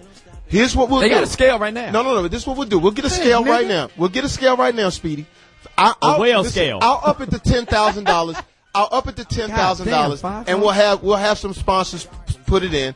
We're gonna find, and this is what Poetess is gonna find out as far as our health, as far as cholesterol, all that. Fine. We're gonna set you up. We're gonna set you up. We're gonna have a doctor. My doctor will come. I'll pay for it. We're gonna find out your health. We're gonna find out your cholesterol. We're gonna find out your blood pressure, ragu, your spice, HIV status, your thyroid, HIV status, your thyroid, and since you are of age right now, your prostate. we got to find out what's going on with your booty muscle. Colonoscopy. And I suggest you use my finger. What's the one with the hump in it? That's nasty, Johnny Mack. No, that's how you check your prostate. No, but you won't go. Why you want to I check am a doctor. No, you are a gay. I'm thinking Dr. Pepper. I am a doctor. Shouts out to toilet water. First of all, you gotta recognize a joke. And shout out to my gay constituents. There's nothing wrong with being gay. Be Scott. Show them the picture. Shout out to Louis Dix. I don't even go into that. Him and B. Scott got into it. So y'all got into it. Don't even go into that. So here's the thing. So it is on. It is on. We want the callers to call in, however, and tell us what they think Speedy's punishment should be. Here's the good thing I'm going to tell you, Speedy. Tonight, you could eat a fucking yak. Again. You could eat a fucking barbecued yak. Again. With a malt. Wow. But after tonight, we start tomorrow. Oh, yeah. We start tomorrow. Losing the weight, 20 pounds by December 18th. I'm putting in my $5,000 right now, and we'll get another $5,000 from sponsors. It's Jamie Foxx, Foxhole Radio, XM 149, 106 Sirius. We'll be back in a moment. Holla at me, Drake. We'll be back in a month. Jamie Foxx, Foxhole Radio, New York is what dreams are made of. I got a question. Hey, Johnny Mack, I know they say New York is the spot, but we just got a new track. We working on the new album. We got a LA song that's gonna represent. We need. I mean, y'all. I mean, I've been taking showers and trying to get the stench off of Kobe Bryant's jersey on my body. He killed you. Yeah. I heard he killed you. On my body. Let's talk about that. How about that? Yeah, you know what? I gotta heard he say murdered this. you. I got to be honest with you. I really respect Kobe Bryant a little more now. He's a real tight pants. He's a real hey, camel toe. He's a real camel toe Productions. Hey, Seepage Production. I'm split up. Yeah, I mean, Jesus Christ. I can see your pussy. Let's just quit beating around the bush. I'll see your pussy muscle. Shit. So, Fox, at your concert on Friday. At my concert, let me set it up. First of all, 3 months of being on stage, an absolutely blistering all over the country. That's right. The Blame It tour. We ended up in L.A., and someone said that Kobe Bryant was outside. Play some music underneath. I feel dry now. Wet me up, wet me Play up, some wet West me up. Coast. Play some West Coast. Play, wet me up. Some I'm the greatest. Wet me up. Wet that's me nice. up. We heard that in Denver too. They were saying that. Yeah. Somebody was saying that in Denver. Hilarious. Now I can see how Kobe a real G, cause he talk a gang of shit. So I can understand how he might have strong arm, a little snatch there. That's right. That's silly. Ain't no problem with strong arm love. Yeah, a little stuff. But here was the thing. I really respected him that he was a real G. We could be very, fucked up. It was me and Breon. We don't like the Lakers. We've always been honest about that. You don't see me at Laker games. I am a Maverick fan, unfortunately. But Kobe comes in and we tell him that, we're not Laker fans, and he said, yo, so who you root for? Fox? I said, the Mavericks. He said, why would you do that? It's You're a winner, baby. Whoa. Why would you do that? I mean, come on to the other side. And it was like, oh, okay. And I was giving him, you had to give him courtesy because but he was a real G. And Breon started to heat it up a little bit. Yeah, but what about them Celtics? And Breon was like, what them Celtics? Them Celtics get after. He said, what the fuck that got to do with me? I was like, oh shit. And he also said that Paul Pierce don't want to see him. That's what he said. That's what he said. Now, what? I don't know. Now, I don't know if that puts more incentive into Paul Pierce, because Paul Pierce is always sort of like the stepchild in this situation, because although he has great games, it doesn't look as flashy, it doesn't look as good as Kobe. Right. Maybe he doesn't look as good as Kobe. But especially in Denver. But here's the thing. I don't know if that's going to spark some rivalry, which I think would be great for the game. But he also went on to say that, hey, the motherfuckers don't want to see me, man. He said they too small, because we was talking about the backcourt, Rondo. He said, come on, man, I'll post some niggas up. And I was like, damn, Kobe really got some motherfucking, some real G-shit. Sounded like Jordan. He sounded a lot like Jordan. Yeah. Because I've heard Michael Jordan talk, and this is what was interesting. You've never heard Michael Jordan talk until like that Hall of Fame speech. Right. But he does have that type of swagger where he will cuss a motherfucker out. He don't play around with it. So then the question was asked. Yes, let's get to that point. Breon said, what about that Bron? Said LeBron James. And Kobe was very respectful and said, bad motherfucker. He's a bad motherfucker. He ain't me though. Bam!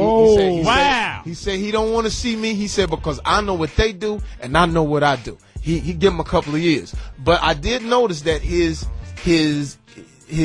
body language swagger was a little different when LeBron was brought up. So he definitely respects LeBron. He does not respect the Celtics. I have to admit that when he talked about the Celtics, here's something that was clever. He talks in a lot of metaphors. We said, come on, man, but the Celtics, man, they're healthy. He said, look, man, he said, it's like playing music. They just play the fucking drums. Wow. I'm an orchestra. I could play the strings one day. I could play the drums one day. I could play the keys one day. And then Breon started to heat it up a little more, and he said, man, you don't know fucking basketball. Fox, why don't I write your jokes then for you tonight? Wow. So I was like, wow, Kobe Bryant is real, right? Now, shit started to gather. Marcus King started to come in with his Laker shit. Nissan came in with his Laker shit. All the Lakers, and my whole band is Laker fans. So now me and Breon are up against the wall, and Breon is holding his own, right? Then Breon said, fuck it. I might as well go for it. I ain't got shit to lose. So Breon started to heat up. Well, motherfucker, I'm going to be that nigga when the Bron come to Christmas. He sounds supposed to be nervous. And Kobe didn't really say that he was going to beat the Cleveland Cavaliers. He said he was going to destroy the Celtics. But he backed off on the Cleveland Cavaliers thing. He said, I'm supposed to be nervous. I'm supposed to be nervous. Yeah, nigga. Yeah, something going on, nigga. I'm going to be there Christmas, nigga. And Breon was like, I'm sitting close. You going to hear me. I'm in here, nigga. You going to hear me. So now it starts to heat up. And this is what your Laker fans don't want to tell you. Because they only told you half of the story. They told me he killed you. He told you half of the killing. Hysterical. Now, this is what happens. Breon is very small in stature. 5'3", 5'4". So he stands on the table so he could be as tall as everybody else. He said, all I know is one thing, nigga, I wasn't going to say it, but I know one thing. You might have a ring, but you in the record books because they beat your fucking ass by 40. Which is not a record. Hold on. He said, beat you by 40. Then there was a little bit of, that. And then that kind of made me go, the 40 thing kind of hurt it. And so Breon stands up and says, fuck all you niggas. Fuck everybody in here. He beat your ass by 40. Yeah, you got your ring, but you're in the history books for 40, nigga. And then try to say something, Johnny Mack. Fuck 40, Breon. 40, Fuck Breon. 40. So then a little bit of sweat started to gather on Kobe's brow. I'm on my daughter's eyes. I'm just keeping it real. Niggas want to tell you because they trying to make it like the JFK. Was it the Denver sweat? They trying not to let you know who actually shot the motherfucking gun. They ain't come with the grassy knoll. So anyway, so a little bit of sweat, and so Breon is really going off, right? And then King know he was there. So Kobe tried to say another metaphor. You ever see somebody that wants some chocolate cake, and then they finally get the cake, but somebody bitch slap him, and it didn't really kind of. He ain't supposed to be funny. He said, "Whatever, nigga." He said, "Also, too, nigga, you cried, nigga. You cried. I started to get you a care package, nigga, because you cried when they beat your ass by 40. I started to get you and Marcus King a care package because you started to cry, Kobe. Oh, yeah, nigga. It's on. 40, 40, 40, 40. I tell you what, nigga, and you better beat him, nigga, because if you don't, you're going to have to hang with me for 3 weeks. You're going to have to hang out with Breon Prescott for 3 weeks. Niggas going to be asking you, why you hanging with that little nigga? Because they went up in your ass. 40, 40, 40, 40. Whoa. And then you know what Kobe said? You know what? I'm finna go to the gym right now. That's how it went down. Wow. That's not what I heard. And then I was there. You know was there. You know, listen, the reason you didn't hear that, because they Laker fans, and they didn't want to tell you that. But that's what the fuck happened. I doubt it. He know. Punk. He was right there, punk. Yeah. First of all, Kobe is the goddamn champion. They got the fucking rings, and you watch TV. 40, 40, 40, 40. That's what he scored. 40, 40. That's what Kobe scored. 40, 40, and 40, and 40. 40. That's what Kobe scored. 40. What he scored? 40. How much he scored? 40, 40, 40, 40. What he scored in Johnny Mack. You got beat by 40. You act like you put the pin in his dick. What the fuck? Shouts out to Chocolate Cake. I don't have Kobe sheets, but I do got a comforter. Now, I can ask you this. Now, that's how it actually went. That's how it Kobe went. Bryant, I have respect for him, but Breon heated him up so much. Who the fuck is to where, Breon? I'm just telling you. He worked with Johnny. He worked with Foxx. Johnny Mack. I mean, we're business partners. I mean, I can't help it, Johnny Mack. Now you know what really fuck happened. That's not what I heard happened. I know you didn't hear what you heard was Kobe, that Kobe came in, slapped us all upside the head, and dunked us, put the nuts on our back and all that. That is what I heard. That's what I heard. Yeah, niggas was lying. Ask him. He right here. Why you won't take the mic because and say he knows what happened. Tell me what happened and I'll tell it. Because I wasn't there. I didn't have backstage pass. Johnny Mack, all I can say, yeah, because Johnny Mack, I had put out an APB on purpose. Do not let hey, LaRonda, you look great. Oh, Sheba, shit. baby. Yeah. Somebody been in the gym and looking good and chocolate. You talking about LaRonda Sunday, a tall, dark-skinned, beautiful woman. Shout out to all my chocolate sisters right now. So don't be shy. Shit. Don't be shy. So that's what happened, Johnny Mack. I'm sorry. But can I just ask you something, Fox? How do you respect. criticize or critique a person that just won the championship? Johnny Mack, he was talking. When the Boston Celtics won, I couldn't say shit. Johnny Mack, he was talking shit. He said, "What the fuck they got to do? Y'all don't know what the fuck y'all talking about." He started talking shit. He didn't say nothing. He got the ring. Johnny Mack. How do you? Johnny Mack, can I say this? No. We said one thing. We said this. We said, what's up with the Celtics? What the fuck that got to do with me? Which I appreciate, but we just asked you a question. And he started going off. So you think that Cleveland is gonna come out of the East? Hey Johnny, Mack, you know what? Either Cleveland or Boston. Johnny Mack, can I tell you can't say either or. You gotta pick one of them. Can I tell you one thing? I'm saying the Lakers coming out of the West. Johnny Mack, can I just say one thing? I don't know what's gonna happen. All I know is that Breon tore Kobe Bryant's fucking head off. He ain't did shit. And he embarrassed him. No, he didn't. It was so bad because we were supposed to be courteous. You know how you supposed to have people so I was laying back. That nigga Breon like, fuck all you niggas. 40, 40, 40, 40, 40, 40. Nigga, and Bron gonna get up in that ass. I'll be there Christmas, nigga, and you gonna have to hang out with me for 3 weeks. That ain't when shit. he said that shit, I was like, oh my God, come on, Breon, back up a little bit. And that nigga, you know how Breon get, that nigga was like manic. And he stood on top of the thing so he could be taller than it was crazy. And he said, this nigga got little man tricks. This nigga got little man tricks. Nigga stood on the table so he was the same size. Yeah, nigga, y'all big niggas. Fuck all y'all niggas. That's funny. That's how it happened. But what do you say to a champion? Why would Kobe have to what we said to a champion was, thank you for coming backstage. We were very gracious to him. Can I see your ring? He was very gracious to us. He busted our heads wide open. I mean, he got the best of us for 90% of the time. That last 10%, sweat on the brow. I'm going to the gym. I don't believe that. Okay. Too bad. Okay. It's too bad. What? Johnny Mack. He said I'm going to the gym. What do you think he'll go to the gym and do? Johnny Mack. All you did is make it bad for the rest of them niggas. But Johnny Mack, well, he made another great point. He made a great point. I gotta say this. He said, Nick, now you know it's only 2 motherfuckers you can't talk that type of shit to. Yeah. That last motherfucker retired in 1998. Bad. And I'm the only other one. Bad. But he said that before the 40, 40, 40, 40, 40. Yep. He said there's only 2 great niggas and the other nigga retired. Wow. Yeah, I'm just trying. He didn't bring up Vince Carter. Hey, Johnny Mack, Tracy I'm not arguing that, Johnny Mack. All I'm saying is this: is that when he started talking about LeBron James, it was a little bit of different body language. That's all I'm saying. Hey, he ain't go. Speaking of LeBron James, but I really appreciate Kobe Bryant. I appreciate his swagger. He's a stand-up guy. He was cool as fuck. He was the coolest fucking person to come backstage, man, and to deal with all that craziness, because Breon really was crazy and out of line. Well, I hope Breon brings that swagger to the court what Saturday. What the fuck have you been doing with your throat? That was Miles Davis. We're gonna play a little something for you this evening. I hope you like it, Job Turkey. Motherfucker, don't take pictures of me. Breon had a turnover that destroyed our game. He did, Fox. You playing? You heard us, Fox. The Foxhole has a basketball team in the entertainment league. You playing? You know, we up by 1 with 20 seconds. Damn. The other team shoot the ball and miss. Speedy grabs the rebound, throws it to Breon, and he dropped the ball. The dude team get it, shoot. Breon foul him. He get an and one and the basket. Layup and one. And we knew. And what does Breon do after that? 40. 21 seconds left. Yeah, Breon. 21 seconds left. Tell him what Breon did. Tell him what he did. 40. So we got 21 seconds left. Breon come down, shoot a 55-foot jumper. It rims around. It falls out. We lose the game. I'm sorry, y'all. That was my fault. After he dropped the pass and the dude laid it up and he fouled it. Hey, but I'll be honest with you. Breon has to get it together as far as those situations. Because remember when we were about to win, we had won the Oscar, we had won all the awards. We were about to win the fucking championship in the Entertainment League, and we were up. We come back on Brian McKnight's team from 20 points down, and we go up by 3. Right. We go up by 3 with about 30 seconds. With about 30 seconds left. It was fucking crazy, right? Breon comes down. Breon comes down with the ball like, I got it. And we like all waiting like pass it. Did. He goes all the way down to the middle and then he travels. Right. Wow. After he travels, they bring the ball back down. Brian McKnight's lucky motherfucker, good singing ass, hits a 3. Bam. Ties it up, right? We come down this time, and all we had to do was hold on to the ball for 25 seconds. That's it. We the one. We come down the next time and Kenneth Craig shot the famed no-look skyhook. Wow. And I don't know how long he's been working on that. Hysterical. He shot a fadeaway layup, nigga. Yeah. And then we lost. So we'll hook that up. We'll get that. Speaking of Cleveland, we got a phone call from Youngstown, Ohio. Jeffro. What up, Jeffro? What up? Jeffro. Everybody.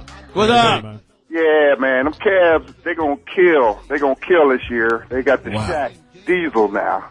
Oh, how's Shaq looking out there?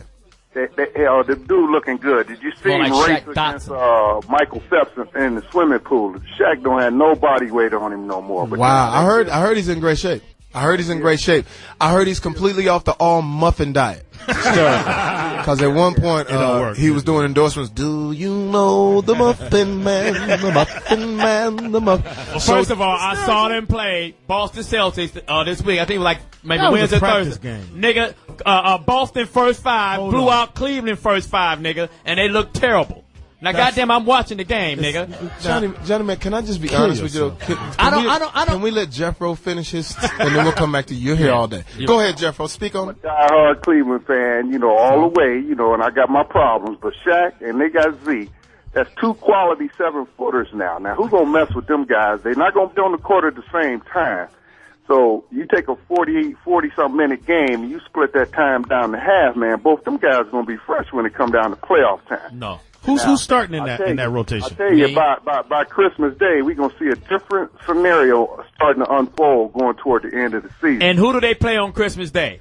You know who they play on Christmas Day. I'm just asking. I ain't got the schedule. About it. Jeffro, we thank you for being so nice and gracious. I'm going to talk to Johnny motherfucking Mack off the air. Thank you so much, Jeffro. So go on with what you were saying about the Boston Celtics and about the Cleveland Cavaliers. They just played. I think it was Wednesday or Thursday, and I watched the fucking game. And the Boston Celtics first 5 gave it their first 5 gave it to Cleveland's first 5. Hold on, Speedy. This nigga's Johnny Mack.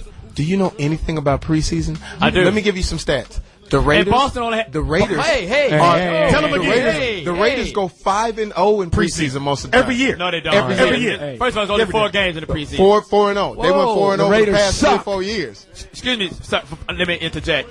Who did the Raiders beat Sunday? Still it. Go there. Oh, I'm sorry. Keep going. But I'm just asking, do you know about preseason? A lot of people play preseason, and come on, man. And you don't show you don't show all this shit. And not only that, but do you assess a preseason game? I do. Boston only had 8 players. You know what I think it is? I think you're wanting too much to hate. No. Wow. I think it's too much. I don't have see to. Where your body language is? See how you up in here? See how you all your shoulders got so much tension? Shrugged in. First of all, the Lakers won the championship. No matter what we say, I understand that. TDP, did you got my back? You're like a fan. But let me ask you this, Johnny Mack. But can I put it this to you this way, Johnny? I never finished. You won the championship. Thank you so much. But you know what? Shaq won his first. Yes, he did. Who gives a fuck? I don't. We do. But who gives a fuck? But why am I being gracious? Why are you wearing that? Why are you wearing the 04 jeans? Don't you look stupid? That's what I'm saying. But that was we last talking year. about the 09 jeans. That was last year. That was 08.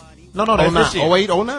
09. They weren't skinny 08, jeans. 09. They just won it June in 09. I know, but 08, 09. No, 09. They started in 08. Right. So right now they're still the champion. I understand that. Thank you so much. But you are the champion, the past champion. No. They come out and say the defending world champion. I know, but you're the past champion. Well, you can't be the champion. If that's the truth, what is Boston? What was Shaq in fucking 05? Past change. They just won the championship, but he won his first, didn't he? Yes, he did. Shaq left and won his first. Shaq, how does Kobe ass taste? How about that? But didn't Shaq win his first? So what? Why your voice go way up like that? I don't know why. Shouts out to Helium Records. It's Jamie Foxx, Foxhole Radio, Series 106, XM149. In the house, we got TDP. In the house, we got. Yo, it's your boy Speedy. I don't know what the fuck. Hey, and not only that, for everybody that just tuned in, Speedy has to lose 20 pounds by December 18th. In the house, we got OG Poetess. Smoke weed every day. In the house, we got Lou Dix. And in the house, we got Johnny motherfucking Mack. Go Lakers. We're going to take a quick break, come right back. Why not go Raiders? Hey. Blow the town, baby. Blow the whistle. Blow the whistle. Blow the whistle. Blow the whistle. I guess that's what they did to Lil Wayne. Give me the gun. Yeah, speaking of Lil Wayne, he might be looking at a year. I think he's doing it because, it'll help album sales.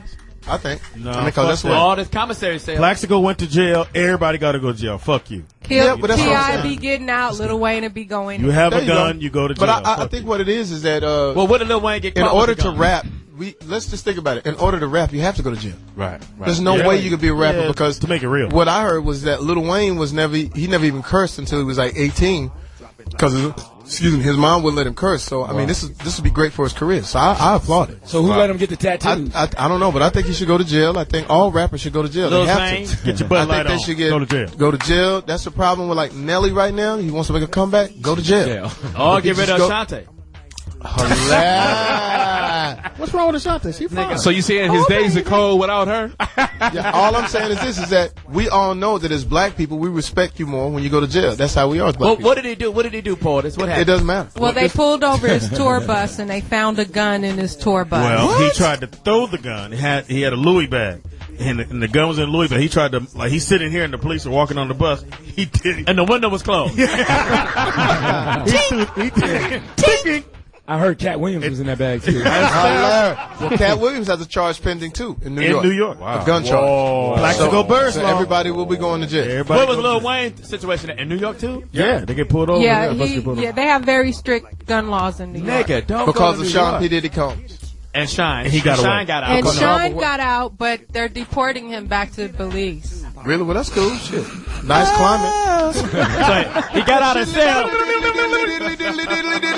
Oh, Tell me who the fuck with us. That's the dust, the bang, and let your fucking brains say snitches. Inner Tube Records presents.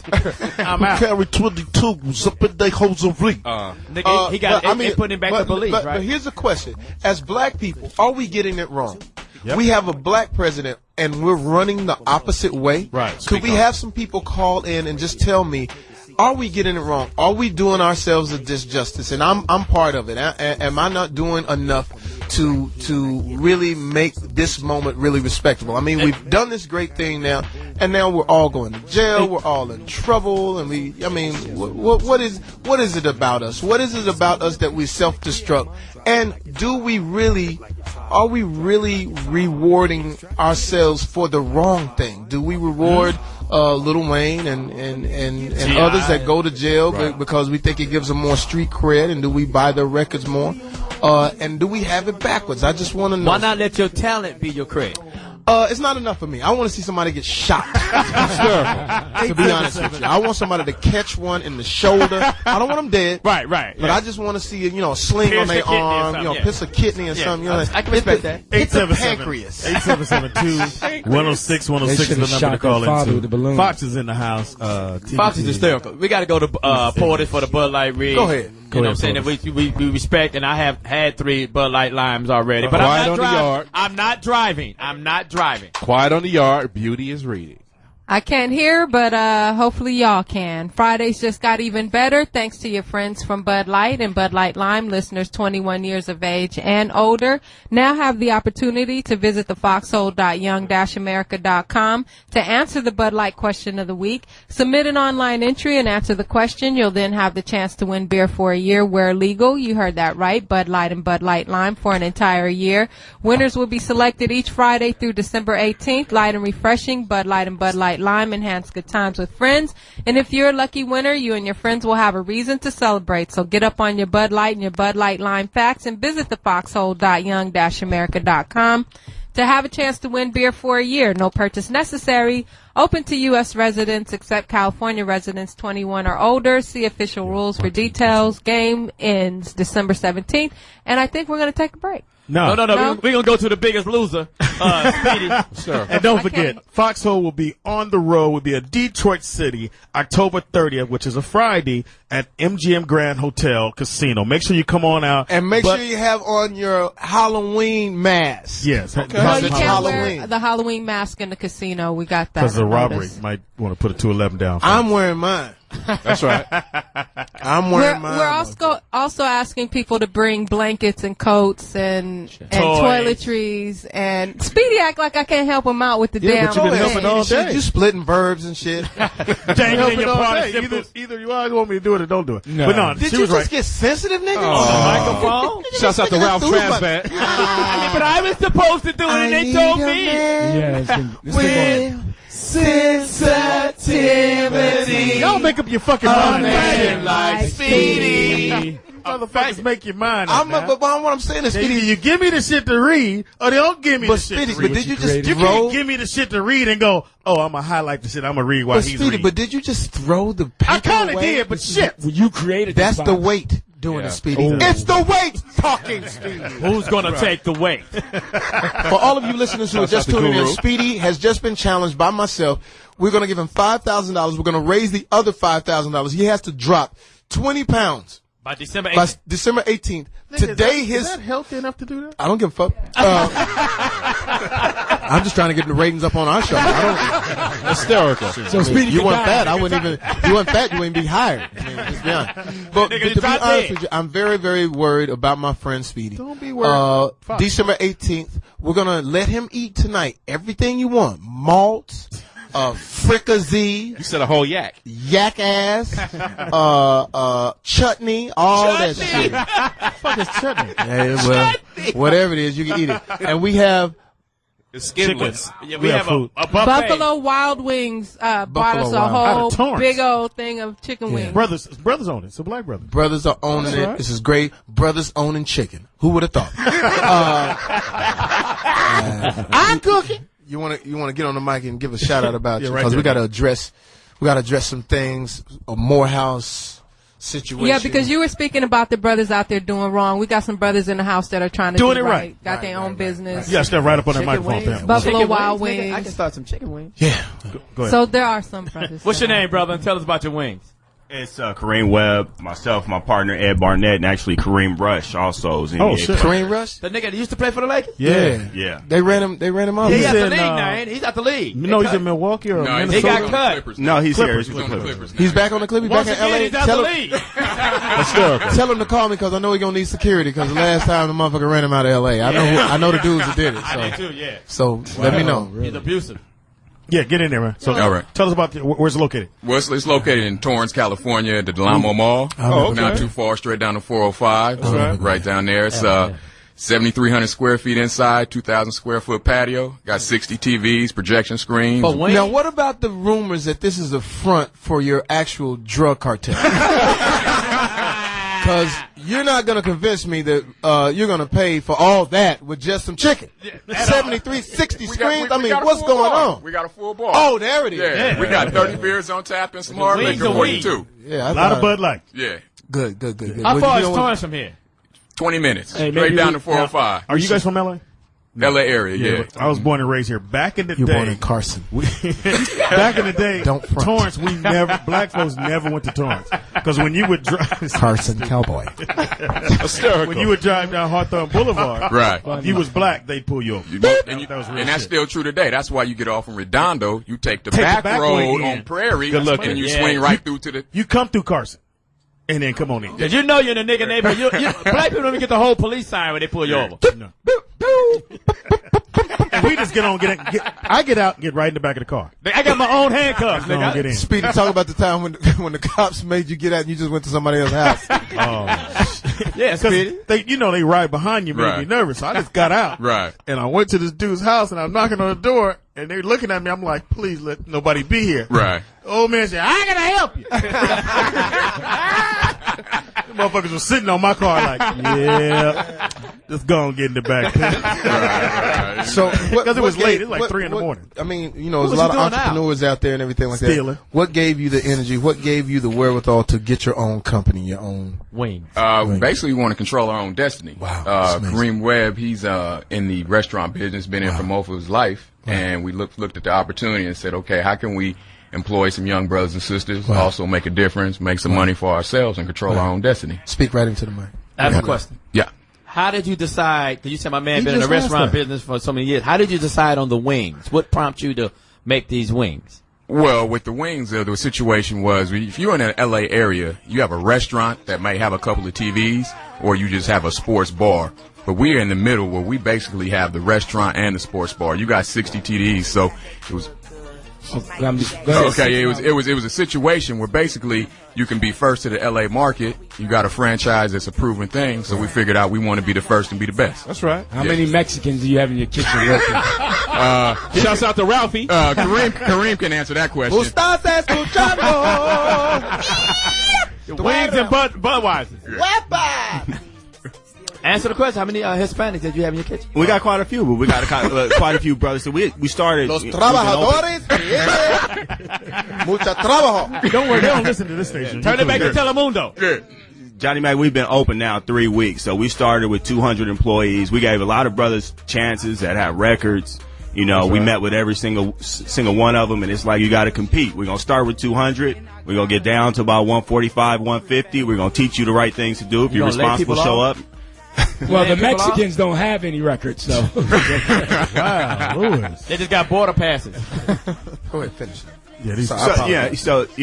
So anyway, one of the things that's important to both of us is giving people the opportunity to learn, how to run successful businesses, how to have responsibility, how to show up on time, how to do what they got to do in order to get paid, and then have the opportunity to promote. The restaurant business is a great way to do that. You don't have to have a college degree to learn, to go up into management and one day have your own. If you decide to do that, it could be disciplined, committed, and consistent. You got an application on you. Shit, right up my alley. I really appreciate this. Here's what's interesting, I think, about our lives, especially as African Americans. We outsource so much. We love if it's Gucci, if it's Louis. We don't like when it's Reggie and it's Speedy. But it's true. We always think that the grass is green on the other side. And it's great that you have your own. Excuse me. I'm going to come down, support. We're going to come down and bring the show. We're going to make sure that everybody knows about it. I wish this could happen more. Every city that you go to, there's a place where Hispanics have a place to go. There's Chinatown. There's all the different. And it seems like for some reason we don't have that. Nigga time. We don't. We do, Crenshaw. No, but you understand what I'm saying. We don't look at it the same way. We look at it like we'll go down there and sort of disrespect. This is great that you're doing something fabulous. We will come down and support you, brother, all the time. We'll do some live things there, and the wings are great. We'll talk to you a little bit about your spice. I'm going to talk to you a little bit about What about the waitress? I got a couple of ideas. Now, Put some avocado in there. Do the waitresses wear anything? They wear feathers. We got some waitresses that'll be a good look, but on Sundays they wear their favorite jersey, whatever the football team is, and no pants. Just jerseys? So no Raider fans in. Nah, not too much. Well, thank you so much. Appreciate it, man. Kareem.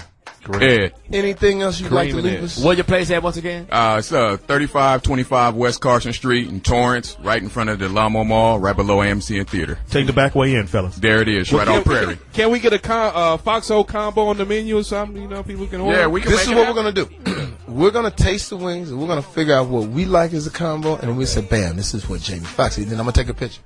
That's right, Fox. A nice little chicken picture. That's gonna be the Fox special. So we're gonna get the Fox special. Chicken picture. Right. Yep. Thank you so much, guys. Thank you, guys. Appreciate it. Go down to support. All right. It's Jamie Foxx, Foxhole Radio, keeping you interested, keeping things interesting. Chicken That's aware. a great story. Black president, but are we taking advantage of it, or are we fucking it up? What are we doing? Morhouse College. Poetess. Well, they've imposed, I think, a stricter dress code because a few of the students have been going.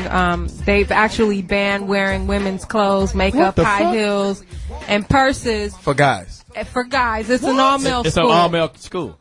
Hold on, back up. Why do you have to ban some shit they shouldn't be wearing anyway? I agree. Well, they've Well, if they're homosexuals, Where? and they want to wear clothes, I think they should But be should able they to wear a time and dress? place for to that. do it. A That's a dress? learning- Oh yeah, it's a time and A place. dress? to do it. There's a learning center. Somewhere in a back alley where there's a hate crime. Of course. Hysterical. That's the time and place to have the dress on when somebody With some rides high heels, by yeah. with their high heels on and somebody takes a shotgun and blows your fucking head off because they don't understand you. Listen. Well, it's not just the dress and the high heels. They've also banned sagging pants and do-rags and grills and things of that nature because the school is the school where Martin Luther King Jr. graduated, where Samuel L. Jackson graduated, where Spike Lee graduated. So they're trying to, uphold a certain standard at Morehouse. So there's a certain standard, the sagging pants and the do-rags. But what if it's a nice dress?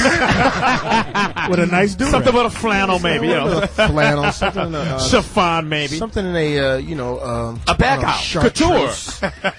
That's a tough one. I mean, hey, if that's what the rules are, then that's what the rules are. I'm glad that they're imposing it on everything. Right. And not Have just, they actually passed that, or is it just talking? yeah, they've imposed it. And Well, good. I mean, if that's what it is, it's just like wearing. It's just like a school says you got to wear uniforms. Right. There and it plus, is. Morehouse is a private Put the pumps school, up. so they can Hang the pumps up. Morehouse. But don't discriminate on the gay people. I mean, that's not right. No, it's not just targeted towards. Should I allow the male students to wear a dress to my school? What is the image that I'm projecting here? What am I saying to the children of the future? I think when you can wear a fucking dress, I think you a dude. I think what you have to do is this. I think what you have to do is sort of come out of the Stone Ages and realize that that's what it is. I mean. But so you can't have an opinion the on dress? it? I mean, as a heterosexual male, we can't have an opinion on that? You can definitely have your opinion, but that's not going to stop him from sucking penises. Because no way you're going to go, hey, dude with the G-string. Because that's what he does, and that's what he wants to do. It's the same with us.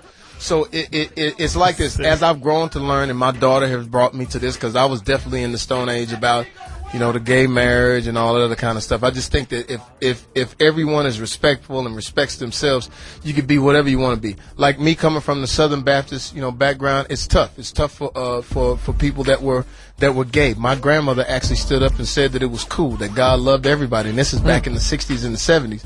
And the reason she said it, because she ran a nursery school for 30 years. And so she raised guys that played with footballs and basketball. She raised guys that played with dolls. And she raised those kids, and those kids came to her and talked to her in confidence, because they couldn't tell anybody that they liked other guys, and a lot of those guys committed suicide. A lot of those guys done a lot of different things.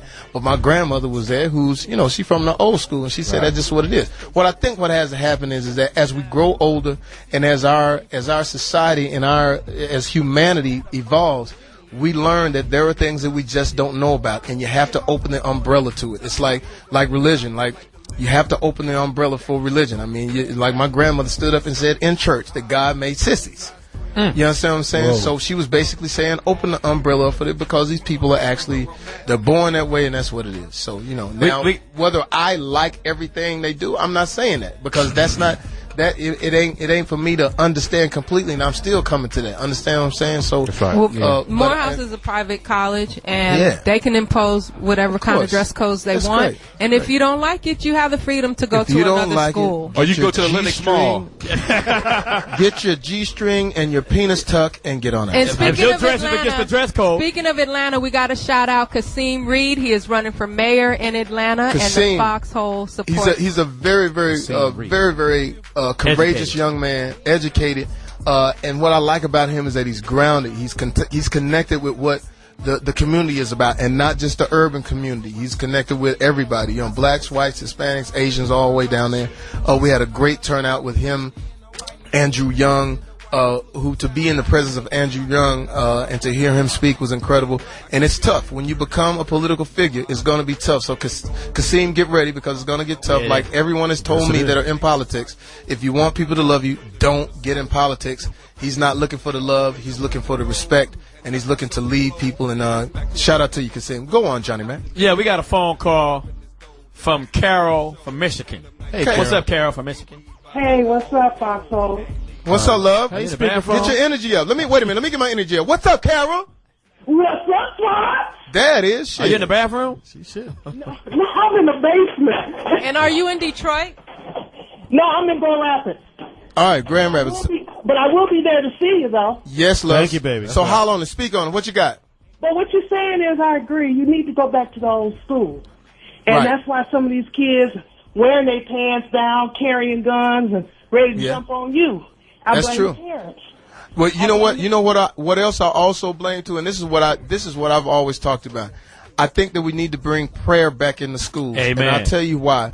And I'll tell you why, because back when we had prayer, and this is irregardless of what you believe in. I don't want to get into who's Methodist, who's Baptist, who's Muslim, who's whatever. Right. It's just a time to take out to respect something that's greater than you. I'll never forget. I never forget. This is talk about appropriate wear to the workplace. I remember when I was in school. Not a good look. Yeah, when I was in school, we had to take time out and to respect something, at least to slow down. Right. I think what we also do is we got a huge task to tackle, and that's within our music.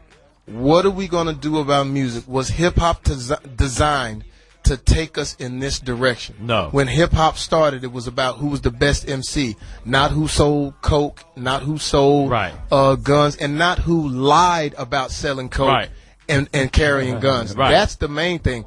I think if we could bring to light in our music somewhere, and I know this may sound like I'm getting old or whatever like that, but forget it. Speak on it. When I saw what happened to these guys in the streets of Chicago, when these kids beat these kids up, and to have a black president and to be doing that in his hometown, I think we really need to turn ourselves around. We're going to ask you to have another a word, Carol. Speak on it.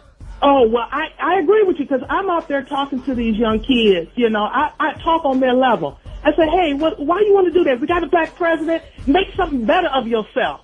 That tells you something. Because we're going backwards, and I hate to go backwards. I tell you what, I hate going backwards, and I hate someone being behind me because it makes me feel weird. When you're going backwards. But you know what? I understand what you're saying. You like it from the front? Yes, love. Pilgrim. It got section. Family style. Nina, Pinta, and to Santa Maria is like what I like to call it. But you know what? I appreciate your words. This is what we're going to have to do. We're going to have to convince, and some of the things we're going to have to actually give up. It's sort of like your health. We love fried chicken. You love things like that taste good. But some of those things you have to give up if you want to live. You want to be healthy. And that's the thing. It's like we're not healthy right now. It really frightens me that we are so vicious right now and so uncivilized. And having an African-American president, I hope we don't miss the boat for these next 4 or these next 8 years, because it's very important to take advantage. Could the African-American male whose health is disintegrating, could it be a cause of lack of health care? No, you know what we it don't is? have health care. Most of us don't have insurance. I was using that as a metaphor, as a matter of fact. Never metaphor. What I was saying was this, is that there are going to be some things that we're going to have to give up.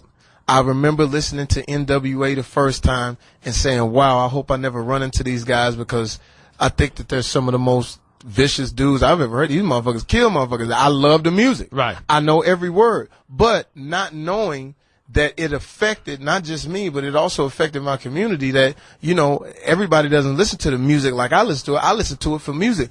Some people listen to it for the blueprint. Right. For the Jamie Foxx, Foxhole Radio 106 XM 149, and we're going to have the poetess to weigh in on that because she's a true hip hop artist, and I know she may not agree I fully have to come with in this. the defense of hip hop because when NWA first came out, I actually look at NWA as more of a political and social group as opposed to some group that just came out spreading a bunch of influencing gang members or influencing gangster rap. You're telling me that NWA didn't influence gangster? I will admit that hip hop is influential, but if you're influencing, if a kid can listen to a song and go out and shoot somebody, isn't his issue much deeper than just listening to a record? Isn't it? I think what we're missing and what we don't want to do, the things that we like, we don't want to give up, so we make excuses. Right. I love it too. Right. But I'm going to tell you something.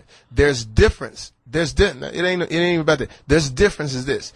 When a white kid listens to hip hop, do you actually think he listens to hip hop as a blueprint, or does he listen to hip hop as entertainment? Like, these black people are entertaining. But look at his background in the young black that's man's what I'm saying. background. So That's why we should be more careful. The young black man's background, when a young black man hears about killing, and the reason they don't play certain music in clubs, like I talk to DJs and I talk to club owners, why don't you play this record? He said, I can't. I said, why? Because if I play it, they're going to tear this place up. They're going to shoot it up. I can't play that music.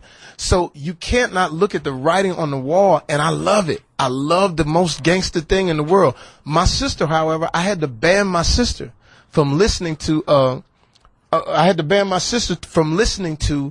certain music. I got in the car one day, turned it on, and I started ducking. You know why? Because the CD that was playing, it started out with gunshot. Right. Wow, yeah. And it was the Ghetto Twins. And what you don't understand is this. You may be able to understand it because it's L.A. and you know that Ice Cube was not a gangster, and these guys were not gangsters, and they're doing something. They're doing, you know, it's make-believe. But to the kids that are in Texas, to kids that are in the Deep South, they really believe it, because I believe it. But where's the parents to say this is No. make-believe? First of all, you can't blame everything on the parents. Hold on. First of all, it's not the parents' fault, because our parents don't raise you. Your parents don't raise you. Your parents guide you. Your environment raises you. Right. When you leave, you never listen to what your parents say because they're your parents. You know who you listen to? You listen to that kid that was 4 to 5 years older than you. Like when I was young, there was a guy by the name of Richard Talbot that I looked up to. He was 18. I had to be like 12. And my parents would say something. I'd be like, whatever. But then Richard Talbot would say, man, hey, you know you're supposed to be in church on Sunday. You know you're supposed to be. And kids don't have that intermediate role model anymore, because the kids that and the music and the thing and all the way we live now, we don't have those things. When we were growing up, there were just as many gangsters, if not more back then. Right. There were just as many drugs being sold in the 60s, if not more back then. Right. So now when you talk about the selling drugs and the killing people, it's like, I didn't think about it as I was growing up. But I really believe that all of these dudes were who they were. I really believe that all these guys were gangsters. I really believe that Tupac was a real gangster. But once I met Tupac, and then I went like, wait a minute, Tupac went from being a person who was in school in the performing arts, who then became Afrocentric and had the beads on and was talking about, you know, helping black women. And then the next thing you know, when he got with Suge, he became a gangster, and then he lost his life.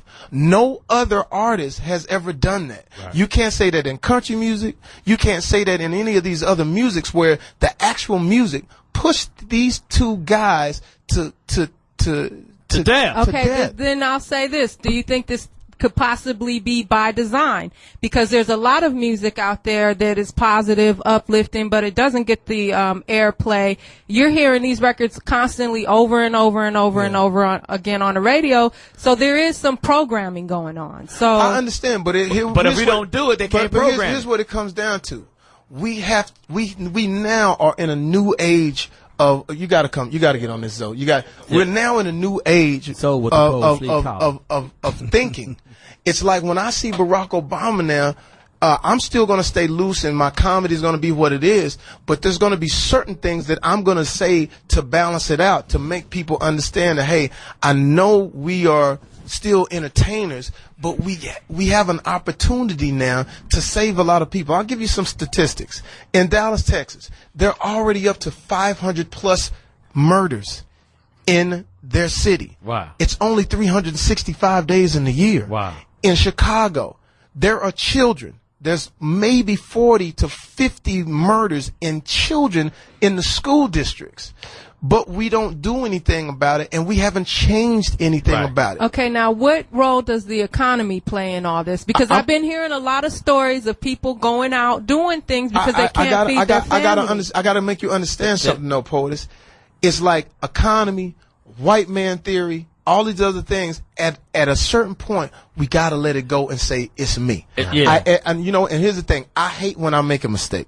When I hurt somebody's feelings or I do somebody wrong, the worst thing in the world is for me to have to say, you know what, it's my bad. It's like no one out there is telling. There's two guys right here. But what if you don't know better, Jamie? What if you don't know better? We do know better. Yeah, I'm about to say we do know better. We all do know better, but we use this as an excuse because we don't want to give up what we like. We don't want to give up the sweets. We don't want to give up the stuff that has Chicago right now is 426 murders. You have to understand this. And I've been in different like places where they say hip hop doesn't really do that. And then I'll ask the question: if you want to get a girl in the mood, what type of music do you play? There you go. Slow jam. You play Luther Vandross because a girl says, ooh, that's my song, and it gets her in the mood. Right. Yeah. What I'm saying is the music may not be the cause of it, but it gets you in the mood for it. When I hear that, me and Johnny, and we grown. Right. We have been out. We have fought in the clubs like niggas in Miami. Right. Listening. I mean, we going nuts, and we get off the chain with it because we're able to decipher it. But for the young kid that's 10, 11, 12, 13, who was living with the circumstances you're talking about, with the economy's bad, with the war, this is bad, war is bad. Now when you take the music is the fuel for it. Right. Because, give you another story. Kid is 13 years old in my town, and 12,000, you've been to my city. Yeah. You see how small my town was? Yeah. Riding around, this kid is 13 years old, standing outside of this guy's car who has a Mustang. He says, can I get in? He gets in. He knows the kid. Gets in the car, rides for a minute. He takes a gun, and he shoots the kid in the back of the head execution style. Then he rode around in his car. The cop stopped and they said, why did you kill him? The kid said he was rolling on them things. The white cop didn't understand what he was talking about. They take the kid in for processing. The black cop says, man, because the black cop was like 20-something. He says, I know what rolling on them things are. There's a song out in the South called Rolling on Them Things. Textbook says, stop the kid, get in his car, blow his head. The textbook thing. So you got to understand, we're able to decipher it because we know that it's just music. They don't know it. None of these kids know it. None of the society knows it. I never forget the day Tupac was killed. Yep. I went, wow, this is amazing. Is this really happening? Because it was something. I'm going to give you a story, too, that I've never told this. But I saw Tupac one day at USC because they were having the Black Urban League. Right. Remember the Black Urban League? Yep. And Tupac was arguing with this dude. Yeah, it is what it is. Because Tupac was now changing over to the gangster the rap, so he couldn't back down from this guy. I was with my mom. I said, Mr. Tupac, I believe. I said, this is my mom. Whatever. I said, why are you arguing with that dude? Because I said, my dude. I said, that dude don't really care to shoot and kill you, right? Because he don't have no risk. You got risk. I said, you got a great career ahead. This is years ago. Right. The dude was so charismatic with my mom. The dude was so charismatic with our family. I went, this is not who he says he is on the records. Another story. T.I. On the records, one thing, all of a sudden his best friend is dead. Plies. I didn't know anything about Plies. I only heard the good records. I'm on the set with Plies to do this video, and when I heard Plies talk to me, it blew my mind because when I got on the phone, I was trying to get where he was. Yo, what's up, nigga? What we doing with this video, cuz? And he was like, first of all, I want to make sure that we have the particulars. I'm not kidding. Right. And then we get on the video, we're shooting the video, and he came, with the entertainment garb. I understand it. But you know what happened? 30 real niggas came on the set. Yeah. It was 30 T-shirts. White 30 slew-footed. And I look up, and since I've been in L.A. for 23 years, I said, okay, I know what I got to do. I got to go over there and meet it head on. I can't let it get out of control. And I'm not trying to be no hero, but I'm like, let me at least talk to whoever the fuck this is, because I heard him. And then you know what? All of the security, nowhere to be found, including mine. Nowhere to be found. You know who was there? It was me, Breon, and my sister. All right, 30 niggas. I'm like, what the fuck? And the dude was like, yo, nigga, these niggas is faking our lives, Fox. I said, who are you talking about? These niggas, punk ass niggas run from Suge and I said, hey, we just shooting a video, because I didn't hear the music that plays. I only heard the good records. Right. I said, no, dog, you got it wrong, man. We just doing a video, man. And then after we calmed the situation, I shook 30 hands. I said, what's up, man? All right, man. Cool, good. All right, nigga. All right, cool, man. All right, cool, man. All right, nigga. All right, cool, man. Cool, man. All right, nigga. All right, you too. All right, man. How your mom? All right, cool, man. 30 hands. When I go in, Sophus Paul is with me. Hysterical. I was actually there too. I was there too. I'm being honest. Johnny Mack was there. Paul, he was nowhere. He was nowhere. We go in the back. He said, Fox, I think you should stay back here. I said, I'm not finna stay back here in this dressing room. Fox, I know these niggas. I know these. I'm finna stay out. I'm not staying back here. So I get out there. We can't find Plies. And I understand why. Right. You know why? Because he was afraid for his life. Because you never know. He could have died. He ran to the bathroom. And then when I talked to him, he said, I didn't want this for you. I said, it's not me. Yeah. I said, it's you. I said, we can still do the video. I said, I guarantee you, it's not them kind of dudes. I said, maybe 15 years ago, it would have been, I would tell you who to run from. Right. I said, but I don't think they would have came dudes, in there shooting it up. would have been just, it would have been, but you know what? My girl Tasha said, you never heard Plies music? I said, no, put it on. This nigga killing. I've never really, like, I said, you gotta be kidding me. He was talking about killing and goon this and kill that. I was like, are you kidding? That's what these dudes is listening to. Mm-hmm. And they want to find out, is the dude really real? Mm-hmm. Because we're gonna kill him. Mm-hmm. You can't, hip hop was not designed for that. Right. No. And that's all I'm saying. Hip hop wasn't, and I know I sound old right now. I know I sound crazy right now. But at the same time, it's like, Zoe, speak on it, Zoe. I'm sorry. And I don't mean to, let Poetess have a word. Cool. I'm sorry. Let Poetess. No, go ahead. Well, you know, Mo was on the show last night, Cool Mo D, and he was talking about hip hop in the beginning and why they were hard, what the purpose of being hard for. And he said when hip hop blew up, at that time, R&B artists were a little bit more effeminate. Cats had jerry curls and makeup and, you know, guys. Right. As Fox Chat says to the table. Shout out to B. Scott. He got a big old dick. And he married Tiny Lister. So he was saying that's why, you know, you heard them, you know, rah. You know, everything was hard. Run DMC was hard. Everything was hard. But what artists, and I'm sure those artists learned this too. KRS-One told me the same thing. He said, I could go after Nelly. But if I go after Nelly for real, people take, I mean, I'm just rhyming. It's just a battle for me. Karis was like, you know, for everybody that's in the top 10 on the Billboard, I have a diss rhyme for all of them. Mm-hmm. Every year. I just do that to keep my skills sharp. Mm-hmm. But he was saying, if I were to go after them, there are people who believe in the content that I write. Yeah. And they'll take it serious. So although it's fun for me, it's serious for the listener. Yeah. And what people fail to realize is, as an artist, whether you accept the responsibility or not, it's a twofold responsibility. One, be true to your art and convey the truth of your life through your music.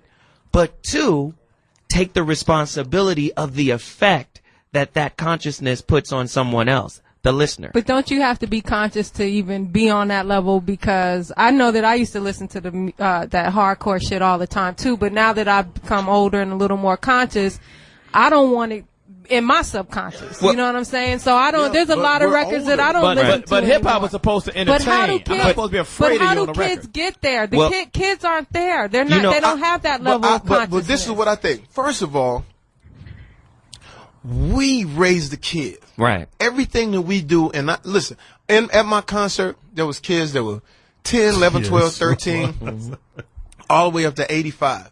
And there was certain, you know, we didn't change our show, but there were certain things that we put in there for them so they could say, okay, we had this, we understood that. Right. But it's us. It's like what we allow. It's all on us. It doesn't have anything to do with the parents because the parents they don't have the control over what's coming on the radio. Right. They don't have any control of us sitting in a studio and saying, yeah, that's great. And the crazy part about it is these guys are some of the most incredible lyricists I've ever heard. Mm-hmm. All they have to do is just bring it to something else. Mm-hmm. When they started talking about, that's why like now, I love how it's changing. How now it's more about the ladies and more about the party and what. Even when Puff and them started, it was more about champagne and lifestyle. Right. It was no more killing and all that kind of stuff. And so hopefully we will evolve into to something better. But I'm telling you, in the South, man, I tell my sister, I said, D, we gotta stop. I said, you gotta have something. And she said, I can't help it. I love it. It's the hood. I said, yeah, it's the hood. I said, but the hood ain't supposed to be seen like that. It's not. Right. It's not supposed to be seen. Right. We're not supposed to be showing that side of us. Right. Because that side of us is going to ignite things. And now what it does, it makes me afraid. Like we went some places, like I believe it was Houston or some other cats, like, and when we went there, I was like, yo, I'm gonna tell y'all right now, and I told Officer Paul, I said, nigga, this ain't LA. Right. These niggas right here will absolutely shoot you with a single barrel shotgun. Right. It's that country, and they not playing that. So I would even tell Johnny Mack. Johnny Mack was in the South, popping off a little bit when we was in New Orleans. Popping off in New Orleans. I said, hey man, I said, let me explain something to you. They don't understand it. Right. LA is different. I said, but they really believe it. They really believe you from LA. Hey, cuz they be doing whatever it is, right? And they really will step to you. So it's like me listening to NWA, I thought, still to this day, I think Ice Cube was one of the most incredible MCs ever. That's right. And that whole even in his NWA days, he was really kicking some knowledge. He really despite what people. I understand, because I know when he went solo, it's really when he really started kicking. Right, because he went to New York, he was hanging out with Public Enemy. Exactly. I think of that song. Yeah. Well, the first Not NWA. So I say, fuck you, bitch. They were running and jumping and screaming and yelling. I didn't write the song. Story about a nigga like me. Yeah. Never should have been let out to penitentiary. Gangsta. Ice Cube would like to say that I'm a crazy motherfucker from around the way. Since I was a youth, I smoked weed out. Now I'm the motherfucker that you read about. Taking a life or two, that's what the hell I do. You don't like how I'm living? Well, fuck you. This is a gang, and I'm in it. My man Dre will fuck you up in a minute with a right, left, you're toothless. And then you say, goddamn, they ruthless. Everywhere we go, they say damn. And WA's fucking up the program. Can I just tell you? You just say about drinking straight out the 8 bottle. Do I look like a motherfucking role model? To a kid looking up to me, life ain't nothing but bitches and money. Cause I'm the type of nigga that's built to last. Fuck with me, I'll put a foot in your ass. See, I don't give a fuck cause I keep bailing. Yo, what the fuck are they yelling? Gangsta, gangsta. You gotta understand. Listen, I knew every word. Can I say this? Can I say this? How can you tell me from Texas that that's not true? Well, exactly. You cannot tell me that. But there's no way. That was from that first album. There's no part we said they was yelling and jumping and screaming. Suddenly I see some niggas that I don't like. Walked over to him and said, what's up? First nigga that I saw, I hit him in the jaw. Ran, started stomping him, and so did E. By that time, got rushed by security. Out the door. But we don't quit. Ren said, let's toss some shit. I got a shotgun. And here's the plot. Taking niggas out with the flurry of buckshots. Boom, boom, boom, boom. Yeah, I was gunning. And then you look, all you see is niggas running and falling and yelling and pushing and screaming and cussing. I stepped back and I kept busting. You cannot tell me that is not real. Okay, can I just say this? You cannot tell me that is uplifting our community. I'm not defending it, but can I say this? NWA started out, they did them records for fun. They did them records for fun. They were doing comedy records. They were influenced by Blowfly, Red Fox, and people like that. So they started out doing these records as fun, and then it turned into something else. Okay, well, it turned into what we just saw. but you got. But even I think when they were making them records, I don't think they had an idea of what we the all impact said, would be. "Fuck you, bitch," and kept rolling. Turn it up. They set the template. Turn it up. God damn. Turn it up. They say, damn. NWA's fucking up the program. $2 We just saying, yeah, about drinking straight out the 8 bottle. Do I look like a motherfucking role model? To a kid looking up to me, life ain't nothing but bitches and money. Cause I'm the type of nigga that's built to last. Fuck with me, I put a foot in your ass. See, I don't give a fuck cause I keep bailing. Yo, what the fuck are they yelling? Gangsta, gangsta. I'm gonna shoot somebody right after this, nigga. Table 14, your fish dinners I ready. just changed my mind. Look, I'm born and raised in LA. When you would hear this shit, you would throw your hand up. You ain't even from this. Start running now. up? Looking for the bitches with the big butt. Oh. Like her. But she keeps crying. I got a boy. Bitch, stop lying. Some niggas that I don't like. To him and say, what's up? First nigga, no. Put him in the jar. Ren starts thumping him and so did E. By that time, got brushed by security. Out the door. But we don't quit. Ren says, let's start some shit. I got a shotgun. And here's the plot. Taking niggas out with the furry of buckshot. Boom, boom, boom. Yeah, I was gunning. And then you look. All the niggas started running. Hysterical. Fox is running in place right now. Fox is trying to get out of the goddamn party right now. Step out the window, Fox. Step out the window. Make it right. Make it right. Okay, Jamie. Okay, rap music is one thing. That's built to last. Fuck with me, I put my foot in your ass. See, I don't give a fuck cause I keep bailing. Yo, nigga, what the fuck are they yelling? Stop it.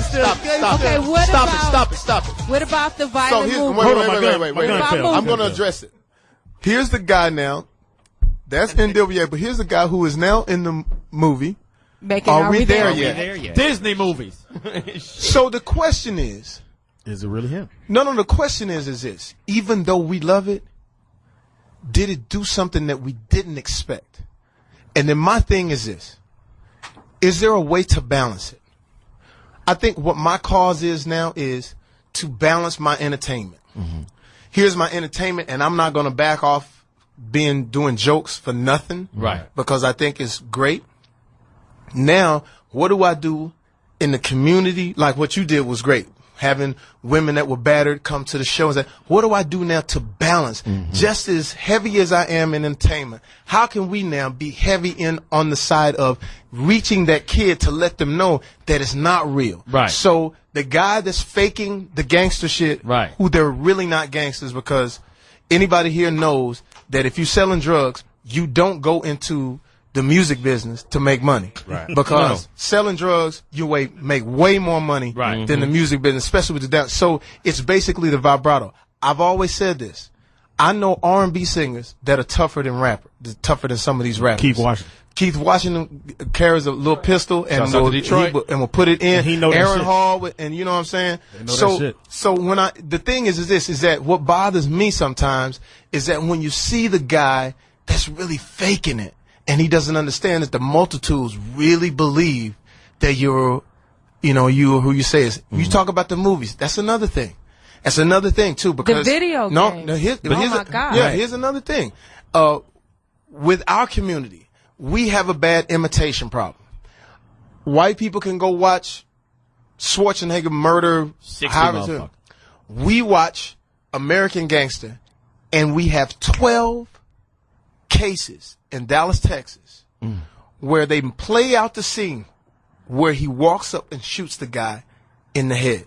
My cop friend said, Fox, you gotta tell him in Hollywood, don't do that. Right. Because the thing is that they imitate it. We really think it's real. So how do we do this? How do we still maintain our Eazy-E and our Ice Cube, but how do we somehow reach those kids and reach our society, reach us as black people to say that it's really not real, that it is entertainment, that most of us live behind gates somewhere, have security guards, and we put on makeup, and it's really not real. No, it's about becoming a community again. It's about saying, you know what, at the end of the day, my community matters to me and not just what I want from the community. Yeah. It's got to matter again. It's got to become a village again where it means something to all of us. So that's Jamie, why I'm trying to cut out these fight girls. So Jamie, are you saying? Shout out to Pete. Are you saying that artists should be more responsible? They have to should be. they be role models? I'm gonna tell you this. You have to be. What if you don't know better? What if you're an ignorant nigga out there that don't know better? But you know enough to make a record. And listen, let me tell you something. You're responsible for yourself. Every person knows exactly what's going on in the world. That's right. Because we are the strongest. Think about this. We are the smartest race on the planet. I'll tell you why. The slave trade let you know that you're one of the smartest creatures on the planet. For 500 years, they pick you up. 200 they pick up. If they made it here with 15, it was a good haul. Right. That shows your strength. Right. The 15 that made it here couldn't speak the same language as the other 14. Right. So that showed you how am I going to deal with this heat that's being put on me and you still survive? So that means that you had the mentality to not be taught anything about this land, but to be able to survive. Right. You knew, like, out of learning in a bad way, that if I try to read, they kill me. How do I figure out how to read?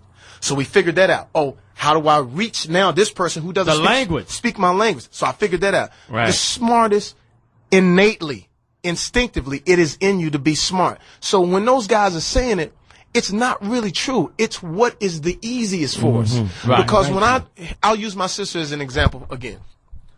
My sister has asthma. When it's time to go do something, like she has to go to the hospital, or she has to go to something that she doesn't want to go to, she gets her asthma. This asthma's flaring up. I said, D, you all right? Yeah, it's just, we got to go to the same thing. Yeah, we got to go because we got people waiting. Okay, all right. Asthma. When we got to go to the club, I was about to say I watch my sister. She gets to the club, she's like, hey, shit, this is Dr. J. And we party in that club from 10 o'clock to 10 o'clock. Right. She didn't touch that pump once. But she likes what she's doing because it's good to it. We have to start doing the things. It's like eating right, like with Speedy. It's like eating right. You're going to hate it, Speedy. You're going to hate what you have to eat. But if you don't eat that, you don't become healthy. And we still, as far as our mentality, when I was in Texas, my boy was eating pancakes, right? And took out some pills and crushed them up and put it on his pancake. I said, what's that, some sugars in it? No, that's my blood pressure medicine. But he didn't want to give up his pancakes. No. So he takes the blood pressure medicine, sprinkle it on top, and put it on top. So basically, the book we got to write is, that's kind of crazy right there. Give up the pancakes. Right. Because that's what, it's easy. It's easy to get angry. It's easy to say now that it was them against us. It's so easy. It was even easy for other people, and I'm glad Barack Obama, this is a bigger thing, and I know we take it up a lot of time, but I think we got to put this on. Here's the bigger situation. It was so easy for people to say, it's because Barack is black. Right. That's why I said, and it wasn't that. It's not that. Because if you read any blog about George Bush, they called him a murderer. They say they hope he should die. They say they hope Cheney has a heart attack. He looks like Alf. We were just as harsh. Right. We were just That's as true. harsh. They called him the dumbest president Him ever. and his family. Him and his family. They just death threats, the same thing. So now I'm glad Barack didn't buy into it because that's the easy thing. It's easy to say we black and we uneducated. But it's even when we didn't have the education. The one thing we had was the sense to survive, the common sense to survive. And now that we have, here's the thing, and Zoe can speak it and everybody can weigh in on it, but now that we have this beautiful thing that is the black president, how do we still maintain our fun? How do we still maintain our club atmosphere? Whatever it is that we want to do to have fun, but how do we now take advantage of it so these 4 or 8 years goes by and we as black people don't step one iota forward? That's right. So that's the question that I'm asking. Well, I think it starts with our men, our brothers. I think we have to come back and say, you know what? Hard and being a thug and gangster, that's not necessarily the epitome of what it is to be a man. I think being a man is being responsible. Being a man is being personally accountable, acknowledging your flaws and working on them. And first off, in order to change the community at large, you would first have to change yourself. And in order to change yourself, you have to be honest with yourself. You have to be able to confront the parts of your character and personality that you don't like. And if you start there, you'll be able to emanate outward the change you see in the community. Yeah. But again, there's one other point I wanted to cover, what you talked about, the imitation. On my show, I told my listeners to go look up this theory called the 100th monkey theory. Wow. And what these researchers found, or the idea of it, is this. With the 100th monkey theory, they recognize that a group of monkeys won't change their behavior until a certain number of them start to do a thing. Wow.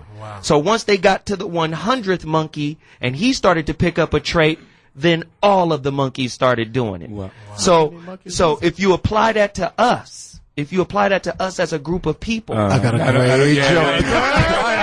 Here we go. I got about 20,000 jokes right now. A group of monkeys. The monkey thing there. The 100 money. But if you apply that to us as a people, not to say that we're monkeys or nothing like that, but I'm saying we start to emulate behavior and activities that once it reaches a certain critical threshold, we all start to do it. But why do we emulate the negativity? Why don't we emulate the positivity? It's easier, and that's what's being marketed it's easy and for me promoted. to get mad, and that's what what's I'm being trying to marketed. say. And the thing is this: the bigger picture of what Poetess said was that they will play it.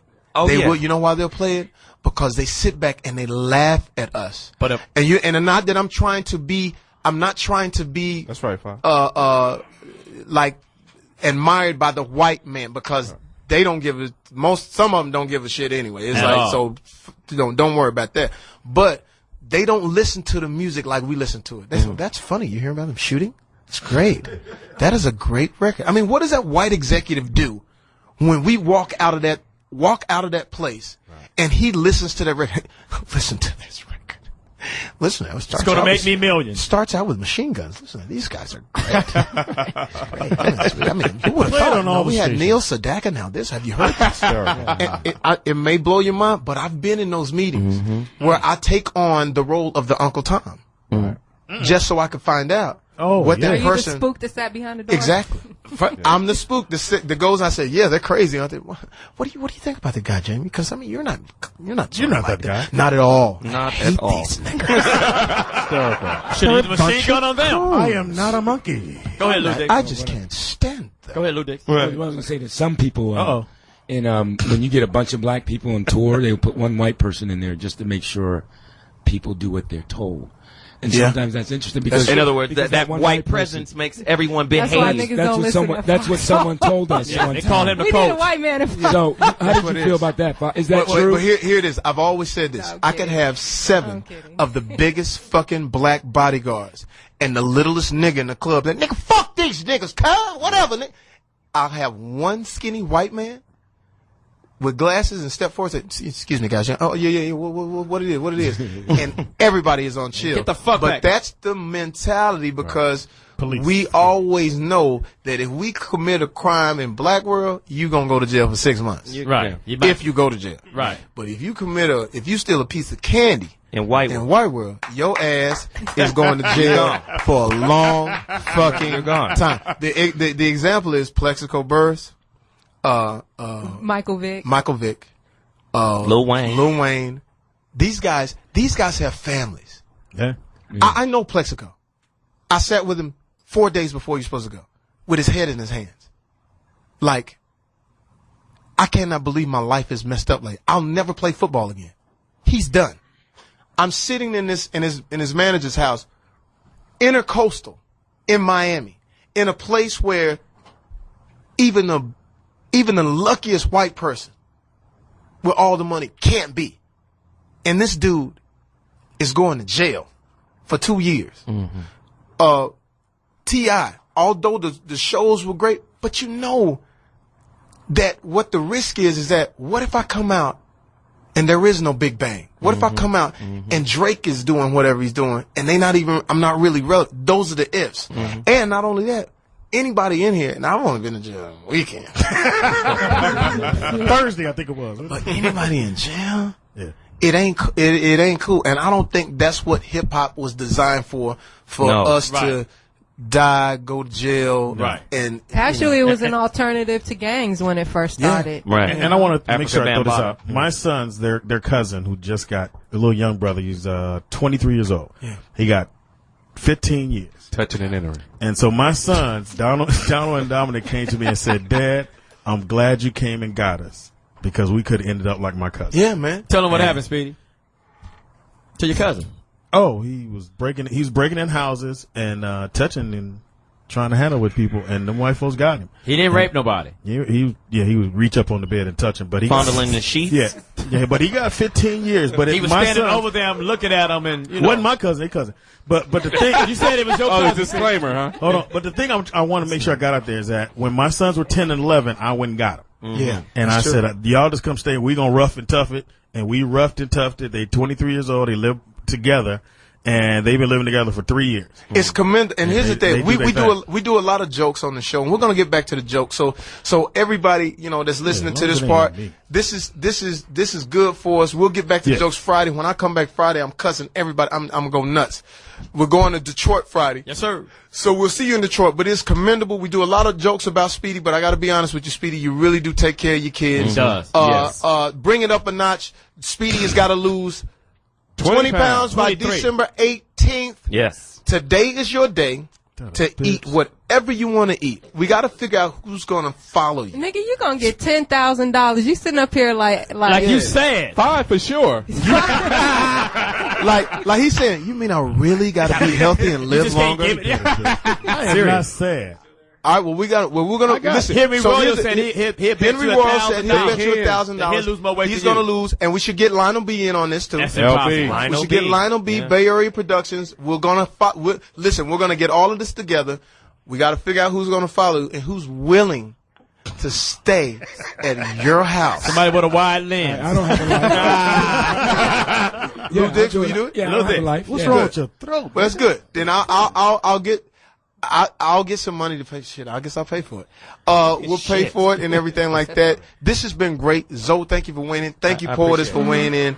You know what? We got a lot of figuring out. And the only reason I say, we were on tour, and every time I would say, stand to your feet for your first African American president. Yeah. And do you know there were rows of black people that were like sitting? I ain't finna get up. But that was cool, Fox. You would call them out. I wouldn't go on to the show until every black person that stood up, unless you voted for George Bush. Yeah. Every black person stand up because you could have been slaves. Right. Yeah. And they don't get it. Right. They don't. McCain could have won. Exactly, but they don't understand that how great this is. Not on. This is great for society, and then a lot of times we talk because we want to be politically correct. I don't have to be politically correct on the show. It is a great thing for black people. That is right. And we got to take advantage of it so that when we look back on these days, we say, man, we really took a step forward. That's it. Foxhole Radio 106, Sirius XM 149. In the house we got Zoe Williams. In the house we got TDP. In the house we got Yo, what's your voice, Speedy? In the house we got OG Poetess. Smoke weed every day. In the house we got Lou Dicks. In the house we got Johnny motherfucking Mack. It's going down. We'll see you in Detroit next week. Motor City. Ow. Shout out to Anthenium. Get me some soul food. I'm on my way. We'll see you at the MGM Grand. It's going down. Peace. Shout out to Dave Bing, the new mayor.